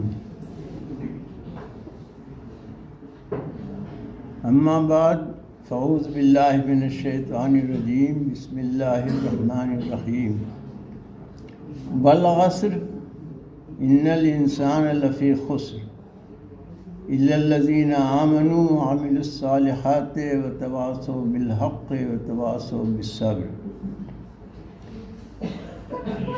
حضرات، ابھی ڈاکٹر وارث مظہری صاحب اظہار خیال فرما رہے تھے. بڑی عمدہ باتیں انہوں نے بتائیں اور بہت کام کی باتیں تھیں. انہوں نے یہ بتایا کہ طلباء کو جہاں بھی ہوں اپنی شناخت ان کو قائم رکھنی چاہیے. شناخت کی تھوڑی تشریح بھی انہوں نے کی. اس کو تسلیم کرتے ہوئے ایک بات میں عرض کروں گا. بھی انہوں نے فرمایا کہ یہ عام طور پر ہوتا ہے کہ عربی مدارس کے جو طلباء ہیں وہ جب یونیورسٹیز میں جاتے ہیں تو احساس کمتری میں مبتلا ہوتے ہیں. اس کی وجہ سے بہت سی غلطیاں ان سے ہو جاتی ہیں، لباس کی بھی اور دوسرے چہرے کا بھی، بالوں کا بھی، مختلف انداز سے وہ احساس کمتری میں مبتلا ہوتے ہیں. ان کے اندر تبدیلیاں پیدا ہو جاتی ہیں. یہ ہوتا ہے. لیکن میں ایک عرض کروں کہ اصلاح کا جو مزاج ہے جو بنتا ہے وہاں، اور جو نصاب وہاں کا ہے، وہ نصاب وہاں کا یہ احساس کمتری نہیں بننے دیتا، یہ پیدا نہیں ہونے دیتا۔ وہ ہر اصلاحی وہاں جو پڑھنے والا ہے وہ یہ سمجھتا ہے کہ ہماری ایک حیثیت ہے، ہمارا ایک مقام ہے، اور ہم جہاں بھی ہوں گے ہم وقار کے ساتھ رہیں گے، اپنی بات کہیں گے۔ یہ کیفیت ہے اصلاحیوں کی۔ چنانچہ ہم جب پڑھ رہے تھے وہاں، اس وقت بھی یہ تھا کہ ہمارا ایک مقام ہے۔ اس میں ایک بار مجھے کہنا تو نہیں چاہیے، لیکن میں اس پہلو سے بات کہہ رہا ہوں کہ کسی عالم کی ایک تفسیر آئی سامنے، تو مولانا امین حسن اصلاحی صاحب اس وقت تھے، انہوں نے جب دیکھی تو انہوں نے، میں تھوڑی سی تبدیلی کے ساتھ وہ بات کہہ رہا ہوں، کہ انہوں نے یہ کہا کہ تو ہمارے یہاں کا معمولی طالب علم بھی ایسی تفسیر لکھ سکتا ہے۔ مطلب یہ جو بات ہوئی ہے وہ وہی ہے، احساس کمتری نہیں پیدا ہو دینے دیتے، اپنے آپ کو سمجھتے ہیں کہ ہم ہیں۔ چنانچہ جو نصاب وہاں کا ہے شروع سے، اب سمجھیے وہاں منطق بھی پڑھائی جاتی ہے، فلسفہ بھی پڑھایا جاتا ہے، اور وہ اشعار وہ وہاں کے ادب جو پڑھایا جاتا ہے، خاص طور سے وہ سب معلقہ۔ آپ تصور کیجئے کہ جہاں یہ اشعار پڑھائے جاتے ہوں، اور مجھے یاد ہے کہ اس میں ہمارے استاد مولانا اختر حسن اصلاحی رحمۃ اللہ علیہ تھے، اور ان کی بزرگی اور ان کی قابلیت کو ہم بیان نہیں کر سکتے ہیں، لیکن وہ پڑھا رہے تھے ہمیں جمہرت و شاعر العرب۔ اس میں امرؤ القیس کا جو پہلا شعر ہے اسے آپ اپنے ذہن میں تازہ کیجئے، قفا نبک من ذکرا حبیبی و منزلی بسقط اللوا بین السول فہم لی، کیا ہے؟ تو یہ آپ اس کے جائیے، یہ شعر کہاں، یہ شعر ہے کہاں ان کی شخصیت ہے مولانا کی۔ لیکن مولانا پورے شرح صدر کے ساتھ اور پوری بے تکلفی کے ساتھ اس کو پڑھاتے تھے، اس شعر کو، حالانکہ ان کی جو بزرگی تھی، جو اس کے لوگ قائل تھے، وہ اس کا متحمل نہیں ہو رہی تھی کہ اس ایسے اشعار مولانا پڑھائیں اپنے طالب علموں کو۔ تو یہ اس کی وجہ سے جو عام مدارس میں جو عقیدت، بیجا عقیدت جو اساتذہ کے ساتھ پیدا ہو جاتی ہے، اس کا توڑ تھا یہ۔ مولانا اتنے بزرگ ہوتے ہوئے بھی ایسے اشعار پڑھاتے تھے وہ۔ تو اس طرح جو ہے جو ذہن وہاں بنتا ہے، میں یہاں جب میں نے ارادہ کیا طبیہ کالج میں داخلے کا، تو ہمارے ایک بہت مخلص بزرگ تھے، فاضل دیوبند تھے، میرے بہت گہرے ان سے تعلقات تھے۔ ان سے میں نے ذکر کیا کہ مولانا میں وہاں جانا چاہتا ہوں طبیہ کالج میں حاصل کرنے کے لیے۔ کہنے بھائی تو لوگ جا کے وہاں بدل جاتے ہیں، بگڑ جاتے ہیں، تم جاؤ گے تو کیا ہوگا؟ ارے میں نے کہا مولانا ہم اصلاح کے پڑھے ہوئے ہیں، ہم نے بہت سے نشیب و فراز دیکھے ہیں، وہ حالات سے بھی ہم گزرے ہیں، ایسی کیا بات ہے؟ تو انہوں نے کہا اچھا جاؤ، اگر ہمیں محسوس ہوگا کہ تم بگڑ رہے ہو تو ہم واپس بلا لیں گے۔ میں نے کہا ٹھیک ہے۔ تو وہاں سے پھر میں وہاں جو اصلاح پہ وہاں پہنچا طبیہ کالج، تو وہاں ہمارا ایک ساتھی تھا پہلے سال میں، اس نے اور میں وہاں بالکل سادہ انداز سے رہتا تھا، بس ایسے ہی ٹوپی کرتا پجامہ اسی انداز سے میں رہتا تھا وہاں۔ تو اس نے یہ ہمارے ساتھی نے یہ کہا ارے مولانا بہت مولاناؤں کے دیکھا ہے، آتے ہیں بدل جاتے ہیں، تم بھی ایسے ہی بدل جاؤ گے۔ میں نے کہا یہ تو وقت بتائے گا کیا ہوگا۔ اس کے بعد ہم فارغ ہو گئے وہاں سے، ہم نے پریکٹس بھی شروع کر دی۔ ہمارا وہ ساتھی جو تھا وہ بھی پریکٹس کر رہا تھا۔ اس کے بعد اچانک ایک بار مجھ سے ملا اور لپٹ گیا، یہ مولانا سنا ہے کہ تم پریکٹس کر رہے ہو اور بہت عمدہ پریکٹس تمہاری چل رہی ہے، بڑی خوشی ہوئی، آؤ چائے پیے۔ چائے خانے میں لے گیا، چائے پلائی، کچھ اور بھی پلایا۔ اس کے بعد اس نے جو بات کہی وہ یہ تھی کہ مولانا یہ چائے جو میں نے تم کو پلائی ہے اس لیے نہیں کہ تم وہاں سے فارغ ہو گئے ہو اور پریکٹس کر رہے ہو، بڑی عمدہ پریکٹس تمہاری ہے، بلکہ اس لیے میں نے پلائی ہے کہ تم جیسے آئے تھے ویسے ہی اب بھی ہو۔ پورے 5 سال تم نے گزار دیے طبیہ کالج میں، اور یہ آپ ذہن میں رہے طبیہ کالج قرول باغ بڑا ایڈوانس علاقہ ہے۔ وہاں بہت، میں جب شروع میں وہاں پہنچا تو بالکل آنکھیں خیرہ ہو گئی رہ گئی کہ کیسے ماحول میں میں پہنچ گیا، میں کہاں تھا اور کہاں آ گیا۔ یہ ایسا ماحول تھا۔ ہماری کلاس میں بھی لڑکیاں تھیں اور ایڈوانس لڑکیاں، لیکن خدا کا شکر ہے ہم جیسے تھے ویسے ہی رہے۔ تو اس طرح یہ جو نصاب وہاں کا ہے، اچھا وہاں ذہن بھی ایسے ہی بنایا جاتا ہے۔ دارالمعلومات میں ابھی وہاں عام طور پر جب ہم وہاں تھے یہ کہ بھائی کتابیں تو ہر طرح کی پڑھی جائے، ایک ملحد ہو اس کی بھی کتاب پڑھو، معلوم ہو کہ کیا ہے ذہن اس کا، تمہیں تو میدان میں آنا ہے، مقابلہ کرنا ہے، ان کی بھی کتابیں پڑھو، جانو ان کے کیا خیالات ہیں۔ تو اس طرح شروع میں ہی وہاں اس طرح کوئی احساس کمتری نہیں پیدا ہوتا۔ اسی وقت یہ تھا کہ ہمارا ایک مقام ہے، ہم جہاں بھی رہیں گے اس سے رہیں گے۔ تو یہ ہے اصلاح کا یہ، لیکن اس کے باوجود بہرحال ہمیں چوکنا رہنا چاہیے۔ حالات کا کچھ پتہ نہیں ہوتا، کب کیا حالات پیدا ہو جائیں، آدمی کے اندر تبدیلی پیدا ہو جائے، ہوشیار رہنا چاہیے۔ ہم 5 سال طبیہ کالج میں رہے لیکن چوکنے رہے۔ جہاں کوئی بات ایسی محسوس ہوتی تھی کہ شاید کوئی تبدیلی ہمارے اندر آ جائے، فوراً ہم وہیں بریک لگا دیتے تھے، بس اب آگے نہیں بڑھنا ہے۔ تو اس طرح سے یہ ہے بہرحال وہاں جو ذہن بنایا جاتا ہے اصلاح میں، وہ یہی ہے وہ کہ احساس کمتری اسے نہیں پیدا ہونے دیتا ہے۔ لیکن اس کے باوجود جب ہم اچھا وہاں اس زمانے میں کہیں کچھ لوگ تو سوچتے تھے کہ وہاں مدرسہ چھوڑ کر کے اور وہاں کوئی یونیورسٹی میں جائے تو اسے پسند نہیں، کچھ لوگ تھے جو پسند نہیں کرتے تھے، لیکن عام ذہن یہ تھا کہ کوئی ہے نہیں، ٹھیک ہے آپ کہیں بھی جا سکتے ہیں، یونیورسٹی میں جائیں، تعلیم حاصل کریں، اسی طرح کی۔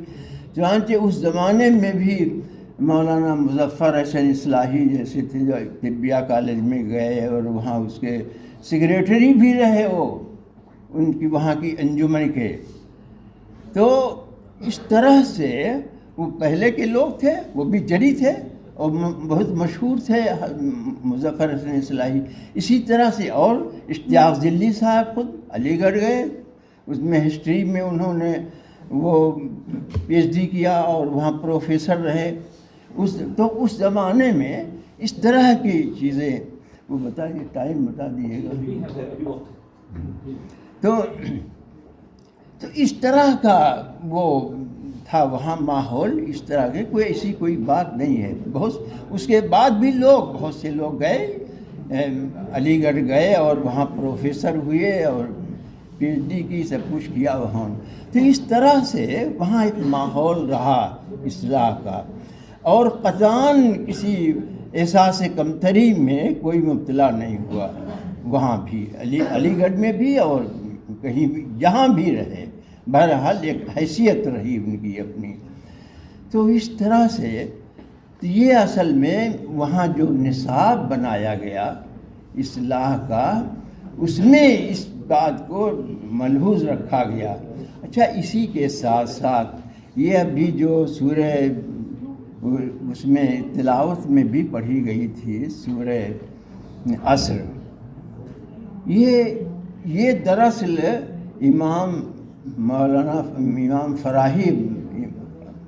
فراہی صاحب نے ایک پیغام دیا ہے عام اصلاحیوں کو کہ تمہارا کیا نقطۂ نظر ہونا چاہیے، کیا تمہیں بننا ہے، اس میں پیغام دیا گیا ہے اس میں تو۔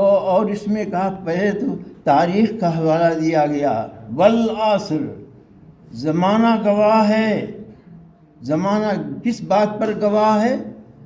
ان الانسان لفی خسر، انسان گھاٹے میں ہے۔ زمانہ گواہ ہے، انسان گھاٹے میں ہے، قطعی گھاٹے میں ہے، سب انسان گھاٹے میں ہیں، سارے انسان گھاٹے میں ہیں۔ الا الذین آمنوا وعملوا الصالحات وتواصوا بالحق وتواصوا بالصبر، ایمان لائیں، عمل صالح کریں اور حق کی وصیت کریں، نصیحت کریں لوگوں کو، اور اس سلسلے میں جو مصیبتیں پریشانیاں آئیں ان پر صبر کریں۔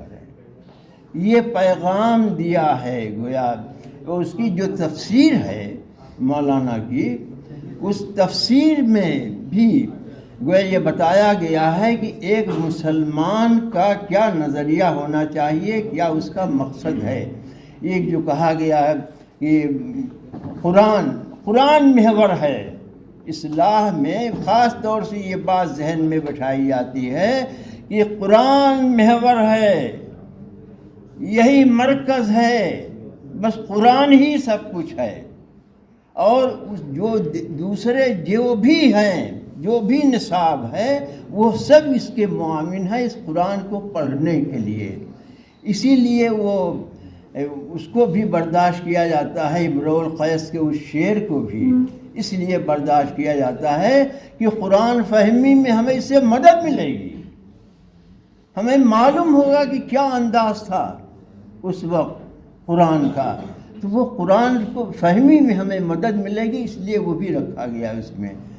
اور اسی طرح سے منطق بھی ہے، منطق وہاں کوئی مستقل چیز نہیں ہے، اسی طرح فلسفہ بھی کوئی مستقل چیز وہاں نہیں ہے، اس لیے کہ وہ معاون ہوگی یہ قرآن کو سمجھنے میں، اس لیے یہ سارے نصاب بھی وہاں رکھے گئے ہیں۔ اور جب یہ اسی لیے قرآن وہاں، وہ بھی انگریزی بھی ہے، شروع سے میں وہاں ہوں، جب سے ہوں وہاں انگریزی بھی نصاب میں شامل ہے۔ اس کا مطلب یہ ہے کہ وہاں یہ ذہن بنایا جاتا ہے کہ تم دوسری معلومات بھی تم حاصل کرو، دوسرے خیالات کا بھی جائزہ لو، اور اس کی روشنی میں تم اپنا مطمع نظر اور اپنا وہ طریقہ کار متعین کرو۔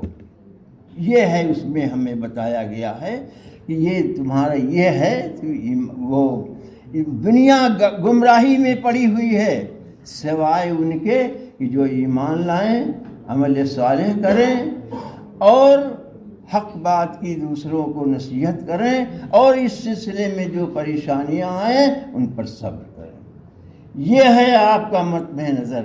اسی طرح سے ایک جگہ اس میں سورہ آل عمران میں ایک بات یہ کہی گئی ہے، شروع میں تو وہاں کہا گیا کہ وہ سورہ بقرہ میں یہود کا تذکرہ بہت تفصیل کے ساتھ ہے، آل عمران میں بہت تفصیل کے ساتھ عیسائیوں کا، نصارہ کا تذکرہ ہے۔ اس کے بعد مسلمانوں کو نصیحت کی گئی ہے، کہا گیا 3 نصیحتیں اس میں ہیں، یا ایھا الذین آمنوا اتقوا اللہ حق تقاتہ ولا تموتن الا وانتم مسلمون۔ یہ اللہ سے ڈرو، تقوی پیدا کیا گیا ہے، اللہ سے ڈرو، اور ولا تموتن الا وانتم مسلمون، اس حالت میں تمہیں موت آئے کہ تم اللہ کے فرما بردار ہو۔ اس میں دونوں چیزیں ہیں، گناہ، تقوی کا مطلب یہ کہ گناہوں سے بچو، اسلام کا مطلب اس پر عمل کرو، مثبت اور منفی دونوں چیزیں اس میں بتائی گئی ہیں۔ منفی چیزوں کو ترک کر دو، مثبت کو اختیار کرو، یہ ہے تقویٰ۔ اس کے بعد کہا گیا وَاعْتَصِمُوا بِحَبْلِ اللَّهِ جَمِيعًا وَلَا تَفَرَّقُوا، اللہ کی رسی کو مضبوطی کے ساتھ پکڑ لو۔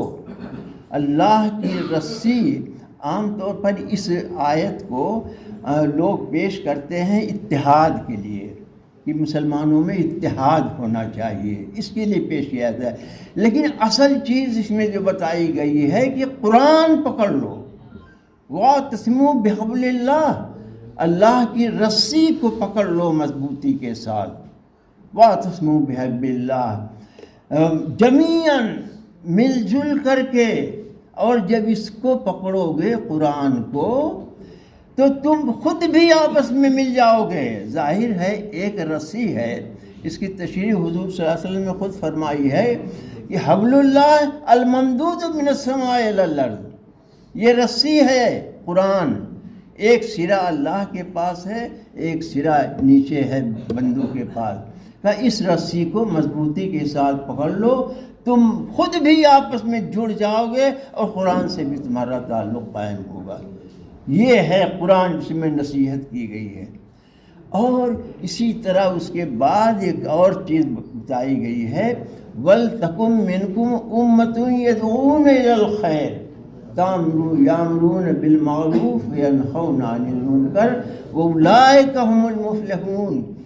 ان تین چیزوں کا ذکر جب کیا گیا ہے تب کہا گیا اولئک ھم المفلحون، یہ تینوں کام جو کریں گے وہ کامیاب ہیں۔ تو یہ نصیحت ہمیں کی گئی ہے اس میں، اور یہی مفہوم تقریباً وہاں ہے سورہ عصر میں جو نصیحت کی گئی ہے ہمیں، کوئی بات نہیں۔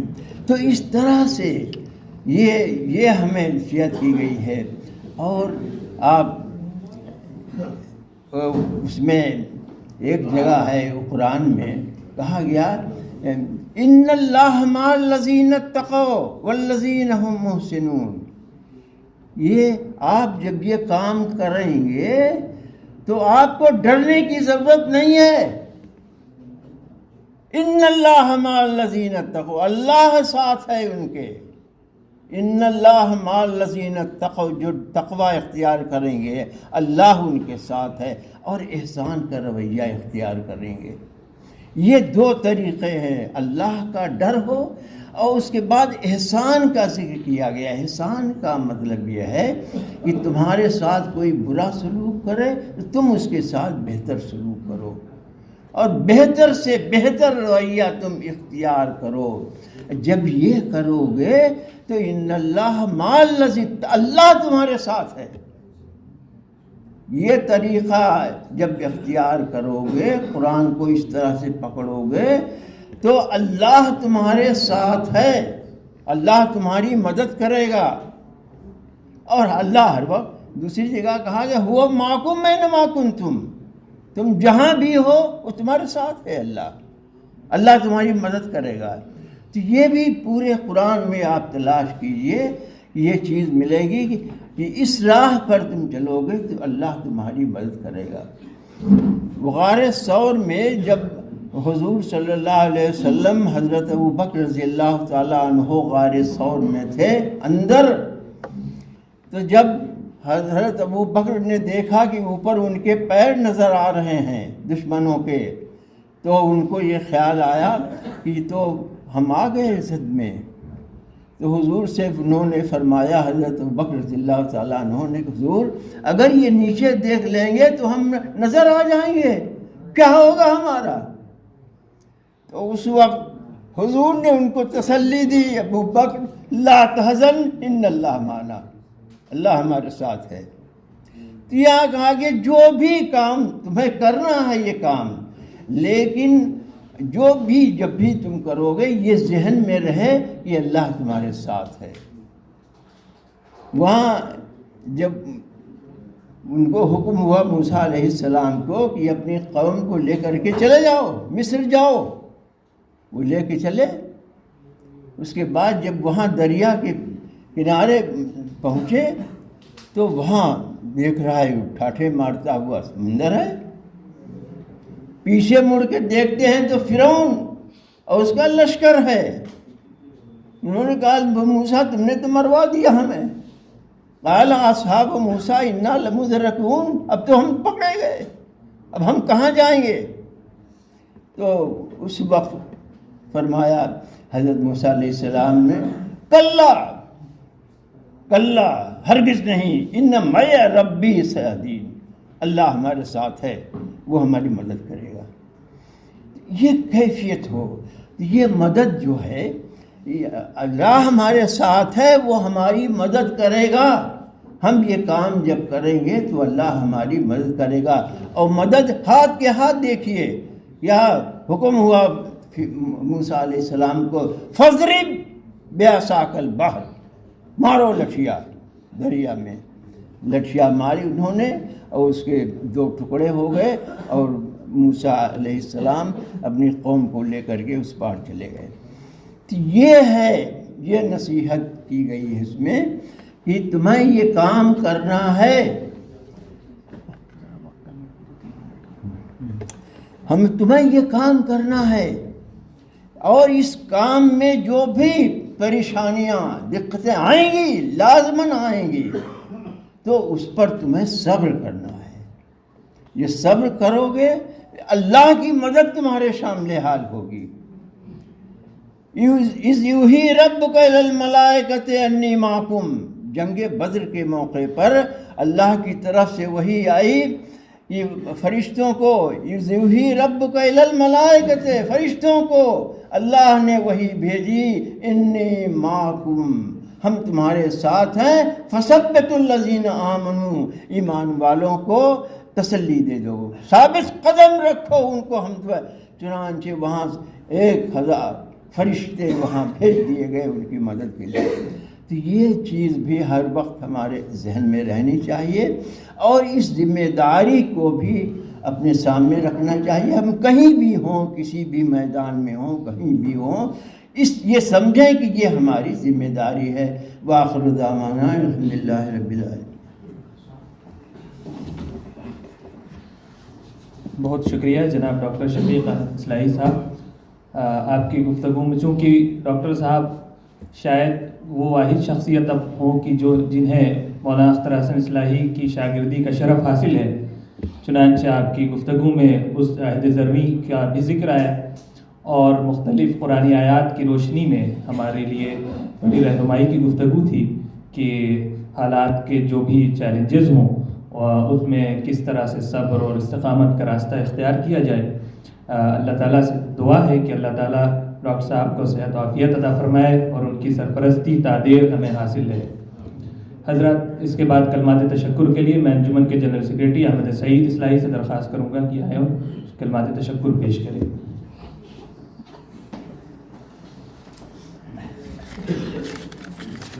السلام علیکم ورحمۃ اللہ وبرکاتہ۔ بسم اللہ الرحمن الرحیم، نحمدہ ونصلی علی رسول کریم۔ محترم صدر مجلس، معزز مہمانان کرام، اساتذہ کرام اور عزیز ساتھیوں، السلام علیکم ورحمۃ اللہ وبرکاتہ۔ آج انجمن طلبہ قدیم شاخ دہلی کے زیر اہتمام اس پرمسرت تقریب کے اختتام پر میں صمیم قلب سے آپ سب کے حضور کلمات تشکر پیش کرنا چاہتا ہوں۔ یہ محفل اپنی نوعیت کے اعتبار سے محض ایک رسمی اجتماع نہیں، بلکہ دلوں کو جوڑنے، رشتوں کو تازہ کرنے، تجربات کا تبادلہ کرنے اور ایک روشن مستقبل کی راہ ہموار کرنے کا خوبصورت ذریعہ ثابت ہوگی۔ اس پروگرام کے انعقاد اور اس میں آپ کی پرخلوص شرکت سے یہ یقین اور بھی پختہ ہو گیا ہے کہ اصلاحی برادران جہاں بھی ہوں اپنے ربط اور اخوت کے چراغ کو روشن رکھتے ہیں۔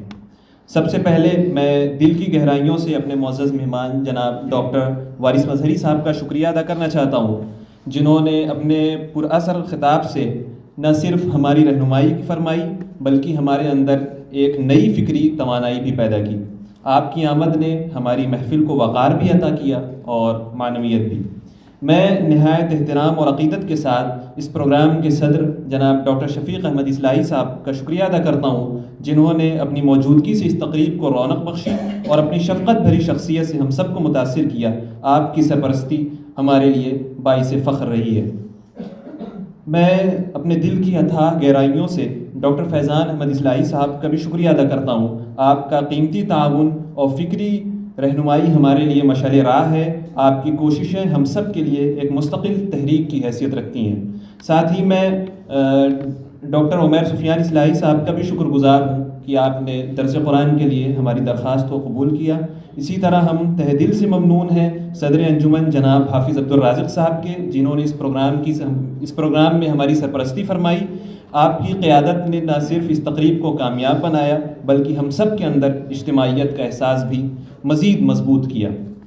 میری جانب سے خصوصی تشکر کے جذبات ان تمام سینئر اور جونیئر اصلاحی برادران کے لیے ہیں جو اس پروگرام کی کامیابی میں خاموش مگر ضروری کردار ادا کرتے رہے۔ آپ سب کی مخلصانہ شرکت نے ثابت کر دیا کہ ہماری انجمن صرف نام نہیں بلکہ ایک زندہ، متحرک اور باہم مربوط جماعت ہے۔ آپ سب کی شرکت آپ کی اخوت و محبت کی ضمانت ہے۔ اللہ تعالیٰ اس محبت اور اخوت کو ہمیشہ قائم رکھے۔ آخر میں ایک مرتبہ پھر اپنے تمام مہمانان محترم، اساتذہ کرام، بزرگوں، دوستوں اور انجمن کے ہر فرد کا شکریہ ادا کرتا ہوں کہ آپ نے اپنی قیمتی مصروفیات میں سے وقت نکال کر اس تقریب کو یادگار بنایا۔ اللہ تعالیٰ ہم سب کو قبولیت کی توفیق عطا فرمائے اور ہمارے تعلقات کو خیر و برکت کا ذریعہ عطا فرمائے۔ وآخر دعوانا الحمد للہ رب العالمین والسلام۔